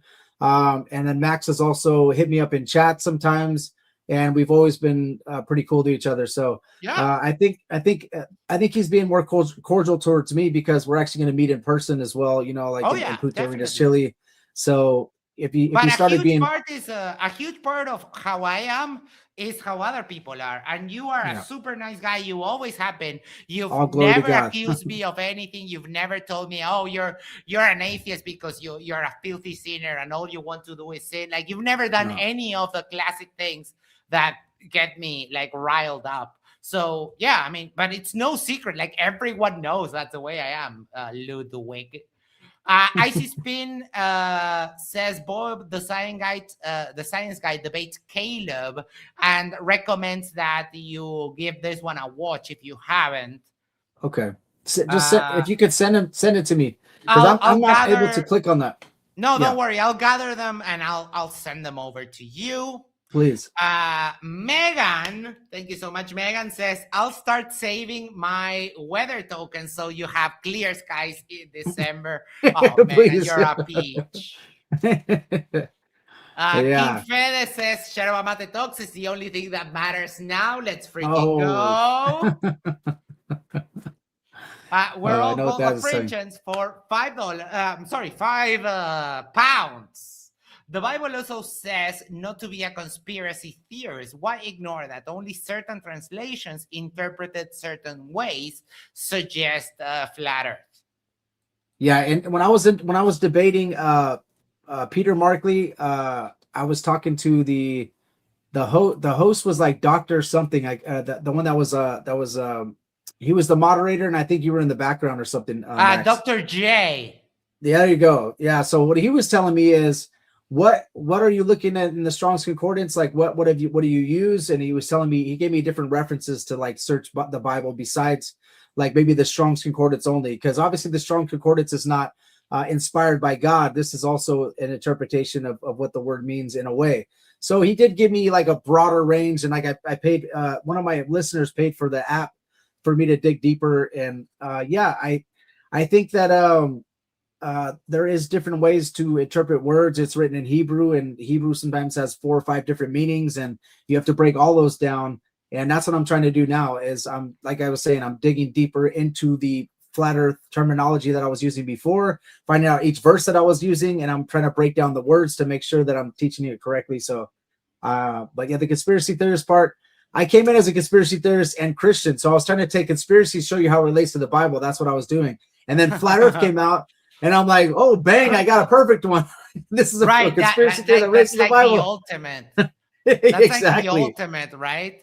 So you see where I'm coming from, No, I understand. I just, I don't agree, but I kind of get it. You can see it a little bit, huh?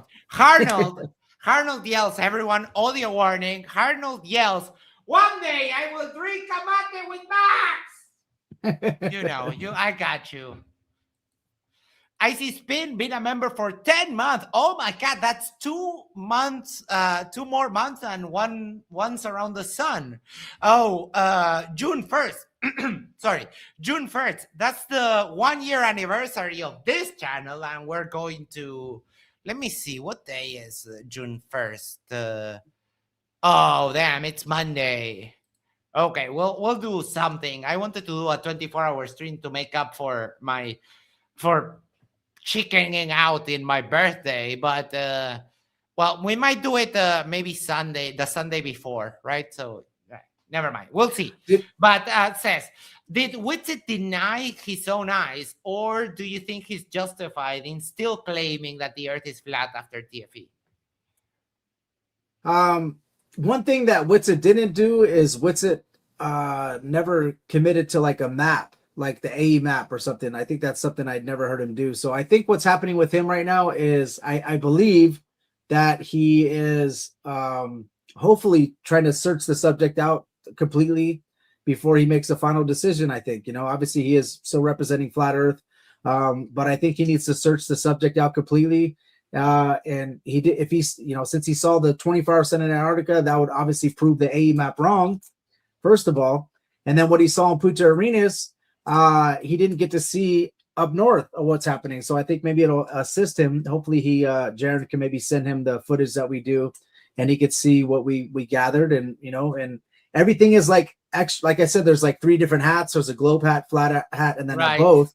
And you got to try to, if you're fighting for the Flat Earth, like he's been doing, then you need to make sure you just study it out completely, And I figured that when he came back that he might just kind of concentrate fully more on geocentricity and still debate that, but he had some issues in his family. I think he's just trying to sort his life out first, and then maybe he could concentrate on the subject. I don't think that he's, for the last year, he's been studying Flat Earth the whole time. I think that he's been dealing with different things, and we all have our personal lives, so he's definitely justified there to handle that. I get that, but I don't know. Whitsitt, I think that he's never committed to a map by design, so he doesn't have to be beholden to an actual position in debates. I think that's just a debate strategy. And, he's a good debater, so that's why. He's absolute garbage.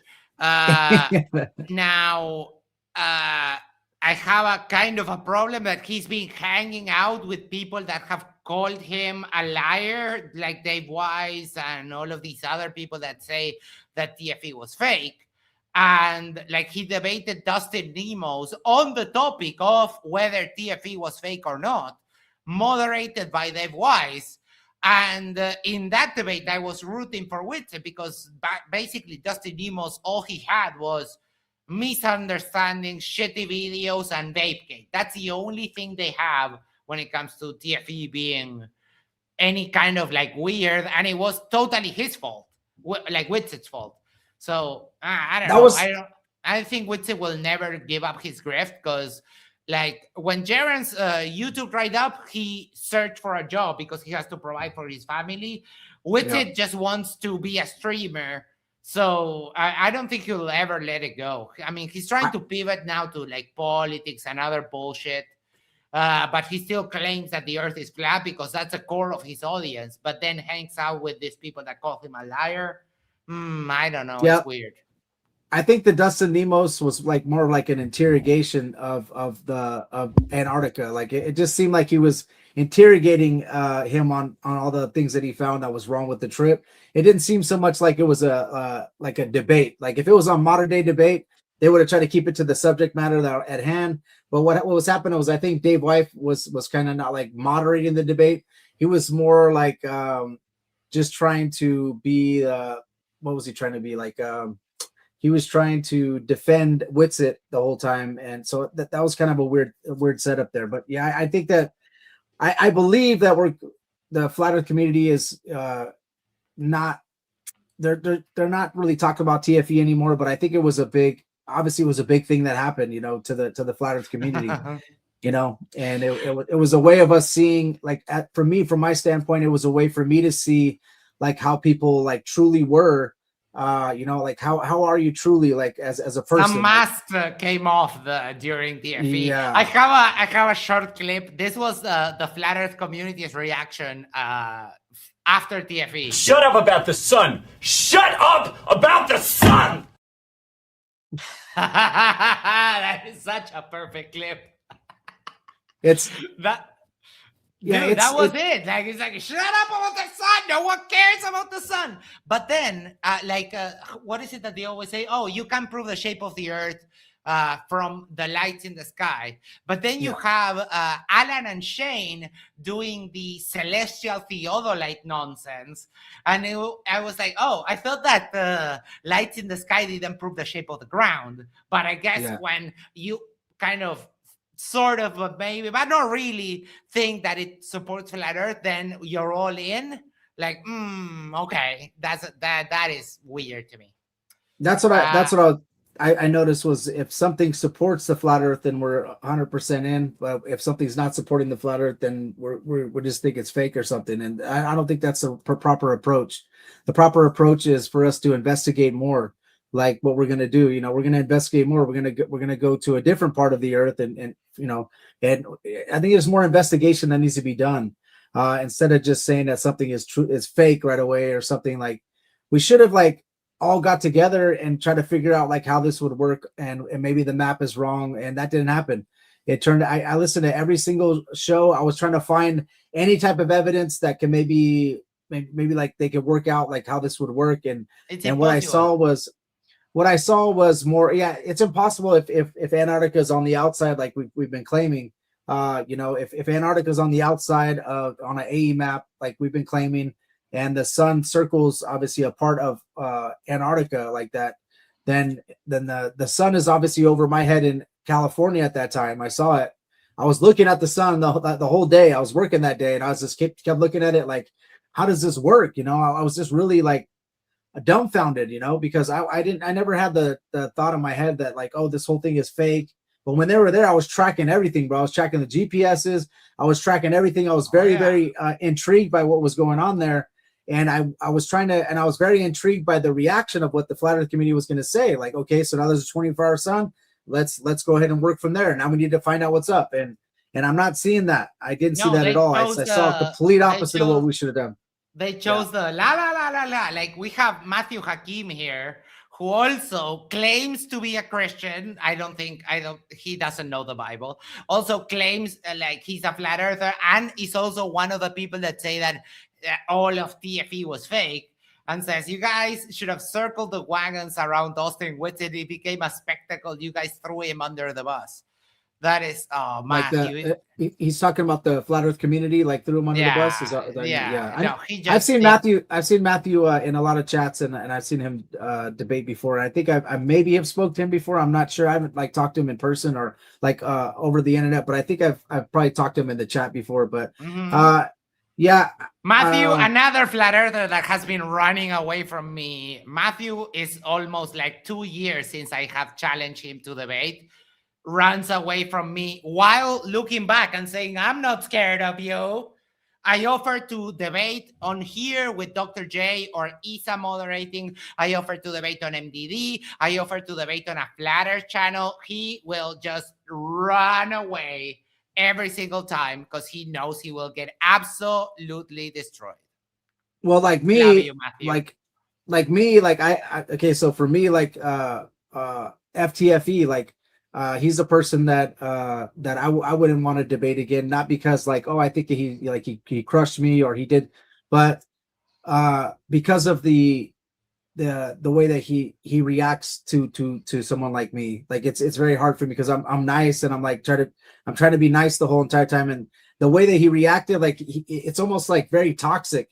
So someone like that, I could understand someone not wanting to debate. But if you tell him, Max, that like you treat him like with kindness and be cordial, as long as you stay cordial with me, then I don't think anybody should run from a debate. I think it should be like, okay, yeah, I'll do it. But maybe they might, like, I have a feeling of like, if FTFE, if I talked to him beforehand, maybe like I was able to speak to him like on a Zoom and said, hey, we're going to debate each other.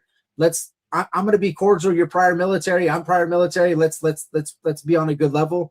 And then I would have no problem debating him if he's like, okay, yeah, no problem. Let's be, we'll be neutral and we'll be nice to each other. I'm cool with it. But I really felt when I got off the debate with him, like it's like almost like I'm in a spiritual battle with somebody, and it's like it just like got under my skin. I felt like, oh, this is like not a good spot for me to be in, if that makes sense. Not because I feel like he's doing great in the debate. Like I know I'm friends with FTFE, and I know he can be abrasive. But like you're seeing here, I can be an absolute delight when the other person is also nice. And you and I could debate, and we'll probably end up debating in Punta Arenas. We'll end up not debating, talking about the Bible. But I don't have any contention with you because you are a very nice person, and I have no problem in saying that. Like you have always been. Every time I've seen you, you are super nice. And I don't have a problem being like that, like mirroring that with people, because I am genuinely nice. Because I'm nice, I just have the capacity to also be absolutely horrible. But wait, no, I read that one. Jack Fetter for $4.99. Thank you so much. Please look for Polaris in Punta to show your subs. The sky has both different stars and rotates opposite way, not just about the sun. He did say that he's going to try and do the star trails and so on. But we'll definitely. And in the south, there's a huge cross in the sky. Which mean, you being a Christian, I think that will be moving for you, dude. I'm telling you, it's exact, like it looks exactly like a cross. Like if any Christian is listening, if you're ever going to make an argument, just say God put the cross of Jesus Christ in the sky for everyone to see. That is the best argument Christians could ever make about anything ever. I swear to God. All right, well, I'm gonna look for that, and I'm gonna do that. How you're getting prepared, and if there's anything that I can help out, I mean, I will have my phone. If I don't know if there's anything that it's easier for me to take from here that you might need or anything else, let me know. I'm here to help as much as I can with whatever I can. And that's the same energy that I've been getting from people that are on the other side, like the globe side too. That's exactly how they've been the whole entire time. They're like, Dave McKeegan, he talked to me like via Zoom, just because he's a camera expert and he knows exactly how to use the Insta360 camera. I was like, I asked Jeran, I said, can you connect me with Dave McKeegan just so I could talk to him? And I had a Zoom with him, just me and him, not recording or anything like that. Just ask him some questions, like basic questions. I've never, obviously done this. So I got to make sure I know what I'm going to do. And he gave me like a whole entire list of everything I need to get. He said, you need to get this, get this, get this, get this. You need to get this camera. Like, you don't want to have this wire sticking out. So you need to have it 90 degrees. He told me like in detail, everything that I need to know, and he's super nice. And also, when Pastor Will Duffy as well, I've always been cordial with him and nice to him as well. And he said, you know what? I have 2 Insta360 cameras. I don't need 2. So I'm going to send you one. And I told him, okay, no problem. I'll pay for the shipping and then I'll send it back to you when I'm done. No, I'm going to send you the camera so you can keep it. And I was like, what? I was like, nice. So like, literally I was like blown away because I was like, I think I spent a total of like $2,300 to go to both these places, like including hotel, airfare and everything. And I didn't really have money to buy that kind of camera. I was already at the point where I've like spent, not like I don't have the money to buy it, but I can't tell the wife like, hey, I'm going to spend another $400, $500 on this camera as well. You know what I mean? So she was like, and then he did that. And she was like, wow, that's amazing.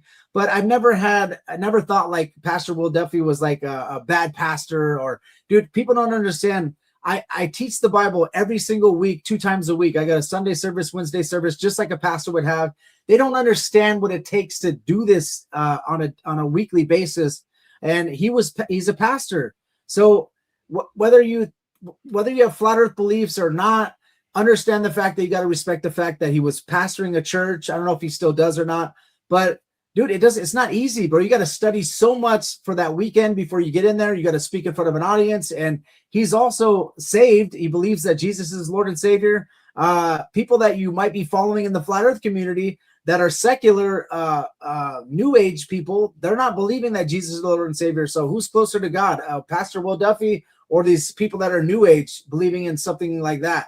Obviously they're not. So whether you think that he's a liar or whatever you think of him, think about you have to respect the fact that he's a pastor at a church and he's teaching the Bible. So he's doing what he's called to do. That's what God calls us to do, is to spread the gospel message. And that's his gift, is teaching. And that's what he did for God. I have some differences of opinion with some of the stuff that Will does. But that being said, I did give him the credit for coming up with TFE, paying for it, and accommodating all of the mess that was getting the flat earthers over there and so on. And right now, Will Duffy is also putting his young earth creationism to the test with God's Given.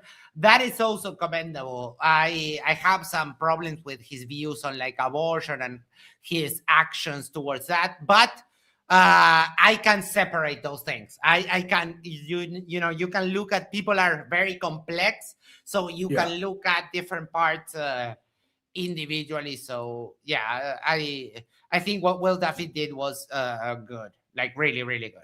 I had Dr. Jason Lyle on, young earth creationist, astrophysicist, on my show just recently, and I get people blowing up about it, even having him on my show, you know, like it's like they don't understand, like he's going up against people like talking about young earth, you know, like scientists, astrophysicists. He's stepping out on a limb. Obviously that's like super crazy for an astrophysicist to believe in young earth, you know. Yeah. And I had him on my show and people were like, you know, saying stuff about that, like, I can't believe you'd have that globe believer on your show. And it's like, dude, I have people on my show all the time that don't just believe in flat earth, like Gary Wayne and you know, Ryan Peterson, all these different Christians on the show that don't believe in flat earth. But I have an astrophysicist on, and people get mad about that. So, like I said, I get blowback all the time from stuff like that, and I just blow it off. I don't even care, to be honest. No, that's perfectly fine. Icy Spin for $2, thank you so much, says, how can Polaris be invisible due to perspective? Okay, so are you talking about like if I'm all the way down in Punta Arenas and I can't see Polaris? That's what he means.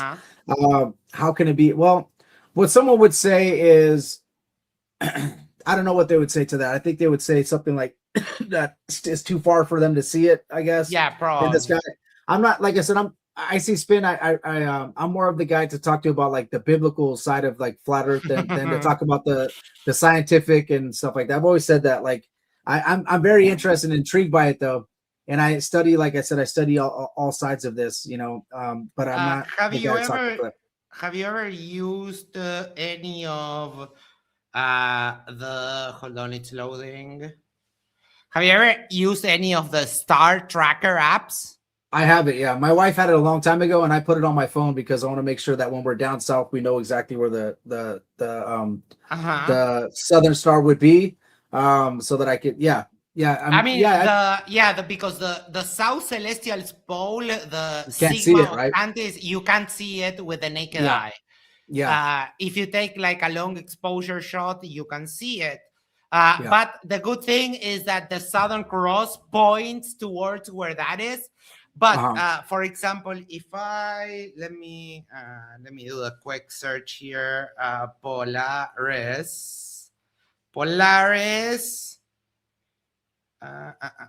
Show directions to Polaris. Oh, like Polaris for me is right there. My phone is directly pointed at it, like on the floor, right there. So we can, while you film and so on, we can add. Oh yeah, bro. Baby, that, we have a lot of time. We're gonna have a lot of time, bro, to do certain things. But I do have that. I do have that on my phone now. I have the Star Walk 2 app, right, and then I have a Theodolite. I got that. Nice. That's something that somebody told me to get, and then I'm trying to make sure I have everything prepared, and you know, the compass, just as much as I can, and it's just really, Yeah. I just wanted to make sure I had everything. And I bought all that stuff, and then my wife said you should do a GoFundMe. We need to try to recoup a little bit. Oh, like, all right, cool. I've been meaning to say that. I forgot to include the GoFundMe, but if you're watching this, whether it's now, whether it's on the VOD afterwards, I will put the GoFundMe link on the description. So if you can spare a coin, throw it down Josh's and Jeran's way. That would be fun freaking tastic. My trip is already paid for. I'm actually buying my ticket at the end of June. So, like it's already paid for. I don't need to crowdfund. I don't need people to donate extra or anything like that. I'm good. Mine is paid for too. And just to let you guys know, I'm a full-time job. I have money, so it's really about if you want to donate and you feel like, hey, cool, I like what you're doing, and that's cool. But if you don't donate to it, if you I'm not struggling at all by any means, if that makes sense. I'm also disabled through the military, so I get a VA payment every month as well. So I put it out there. I tell all the people on my show, if you want to donate, cool. If you don't have the money, please don't do it. And if you feel like it's really just to make my wife happy, not me happy. Of course, yeah. And I mean, you got it. From what I remember, you said you already have 3 kids and you have one more on the way. Yes, right? one more coming. Yes. So. Oh boy, that's a lot of kids. I have a lot of moving parts right now, and like I said, I have a full-time job, and I'm on call 24/7, and also I have 3 to 4 shows I do a week on podcasting, so I'm very, very busy, and I only do them at 9 o'clock at night or 5 o'clock in the morning, so I don't sleep very much at all. All right. Sleep is not my friend. Icy Spin says you need to define your terms before the trip for $2. Thank you, Icy Spin. Define my terms, like as if what I'm expecting to see. I think it's regarding this of what do you think would change your mind. I think it's regarding that question. Oh, well, it's gonna change. Okay, so I'll tell you this. When I go to Edmonton, Canada, and I go to Punta Arenas, Chile, I see what the sun is doing, and when I call the person that's in Australia, and if it's true that it's over the head of Australia, I can never teach that the sun is doing counterclockwise on a flat Earth. I can never teach that again. And then also during the time that I have from now until then, I'll be studying everything else I need to study. And if you have anything, Icy Spin, it sounds like you know a lot about the globe proofs. So if you want to, my email is joshmonday@rockamel.com. If you want to email me and send me what you want to send me, I would love to get as much proof on both sides, man. I'm open, if that makes sense. And I'm doing this because I want to see what is happening at 53 degrees south mainly. But I also want to see what's going on at 53 degrees north. So I already have people messaging me right now that I'm on your show, sending me messages saying, I see you talking to I see you talking to that filthy, bald, southern, like third worlder glober, like ew. So, look, I'm nice. Come on, people are just crazy. Ooh, that's a nice question. What do you think globers talk about in private? Icy Spin for $2. And before you answer, he did say thanks for giving him your email, and he will for sure send you, some stuff and so on. If you have some stuff, Icy Spin is great. Yeah, if you have some stuff that'll help me for my trip, that'd be awesome. Like any type of like the app that you had, the SunCal app would be cool. Or if you have another app I could look at to see what I'm supposed to see on the globe model, then I want to make sure I have all my T's crossed and my I's dotted. So I want to make sure I have all that information going out there. Jeran has a really good idea because he's been studying this for 10 years. That's why it's good to have him go. Because he knows the flat Earth side and he knows the globe side really well now. So I think he's a good guy to have going for sure. So what do you think we talk about in private? You probably don't sit there and talk to all your family members about it being a globe. I would say that you probably don't go. You probably are not fighting tooth and nail with all these people about proving that it's a globe, But I would think you probably just are just like us. In private, I'm not really talking about flat earth to my wife. I'm trying to talk about other Yeah. stuff that's real life stuff that's going on. So you guys are probably the same. We're all human. Yeah, pretty much. Jack Federer for $4.99. Matthew Hakim, what if I pay for your flight to Punta Arenas in December? Ooh, love that. Jack, hold on. I'm screenshotting this because Matthew Hakim left the stream. I think Matthew is located in California too. I think. Correct. I believe he's in like Orange County or something like that. Yep. He's close to me. I'm right here. I'm not in Orange County, but I will. Hold on.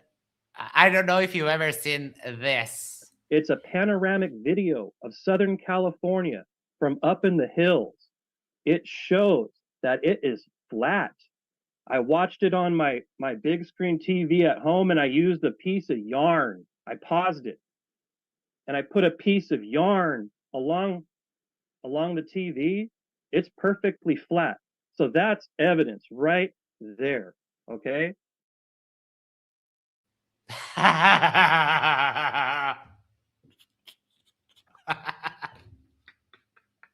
I watched that debate for sure. I'm sorry. Matthew. A piece of string on a screen proves flat earth. I mean, you understand why I laugh at that, right? I do. I understand. That is just like absolutely crazy. But I just emailed Matthew Hakim because he's no longer on the stream. I emailed your offer, Jack. So when I hear back from him, I'll let you know. And finally, Conspiracy Music Studios for €5. Thank you so much. Missed the first 1.5 hours. Will watch later. Thanks for the pleasant discussion, Max and Josh. Thank you. Yeah. And that is it. Anything else you would like to say? Anything you would like to ask? Or anything you would like to promote? Whatever, take it away, Josh. Yeah, if you want to check out my channel, it's Josh Monday Music and Podcast on YouTube, and on any audio platform, it's Josh Monday Christian Conspiracy Podcast. Right now I'm doing Bible studies, and I also do interviews as well. So yeah, if you guys want to check that out, I know that your audience is probably not keen to the Bible study side, but I do have a whole bunch of different interviews on there as well. If you want to check those out, where we deal with conspiracies, anything ranging from 9/11 to secret societies to all these different topics. So if you want to check those out, I'd appreciate it. And if you just want to go over there and subscribe just to support me, that'd be cool. If you don't want to watch the videos, it's up to you guys, But I really appreciate you having me on. And I'm looking forward to the trip. It's gonna be fun, man. It's always a pleasure. Like it's been a delight. I love doing interviews. I absolutely. I always. I don't know. Since I started doing YouTube, I really like doing interviews. It's sad that I don't get more because the channel is still more small, but we've been growing. And to me, sitting down and thinking what I want to ask you and what are interesting things of that I would like to say, that I would like to ask, that I would like to know. That whole process to me is fascinating.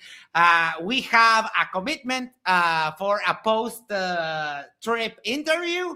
I am so glad that you did this. I'm going to do my catchphrase now. So people, before you go, make sure to do the social things, like, share, subscribe, send this to a friend, send this to your significant other, go to the corner, yes, the corner of your street, and just subscribe to Share Bamate Talks. And that way we can share the love for the channel. Josh, a pleasure. Can't wait to meet you. And looking forward to it, brother. It's been amazing. Everyone, see you on the next one. Take care. Have a great night. Bye-bye.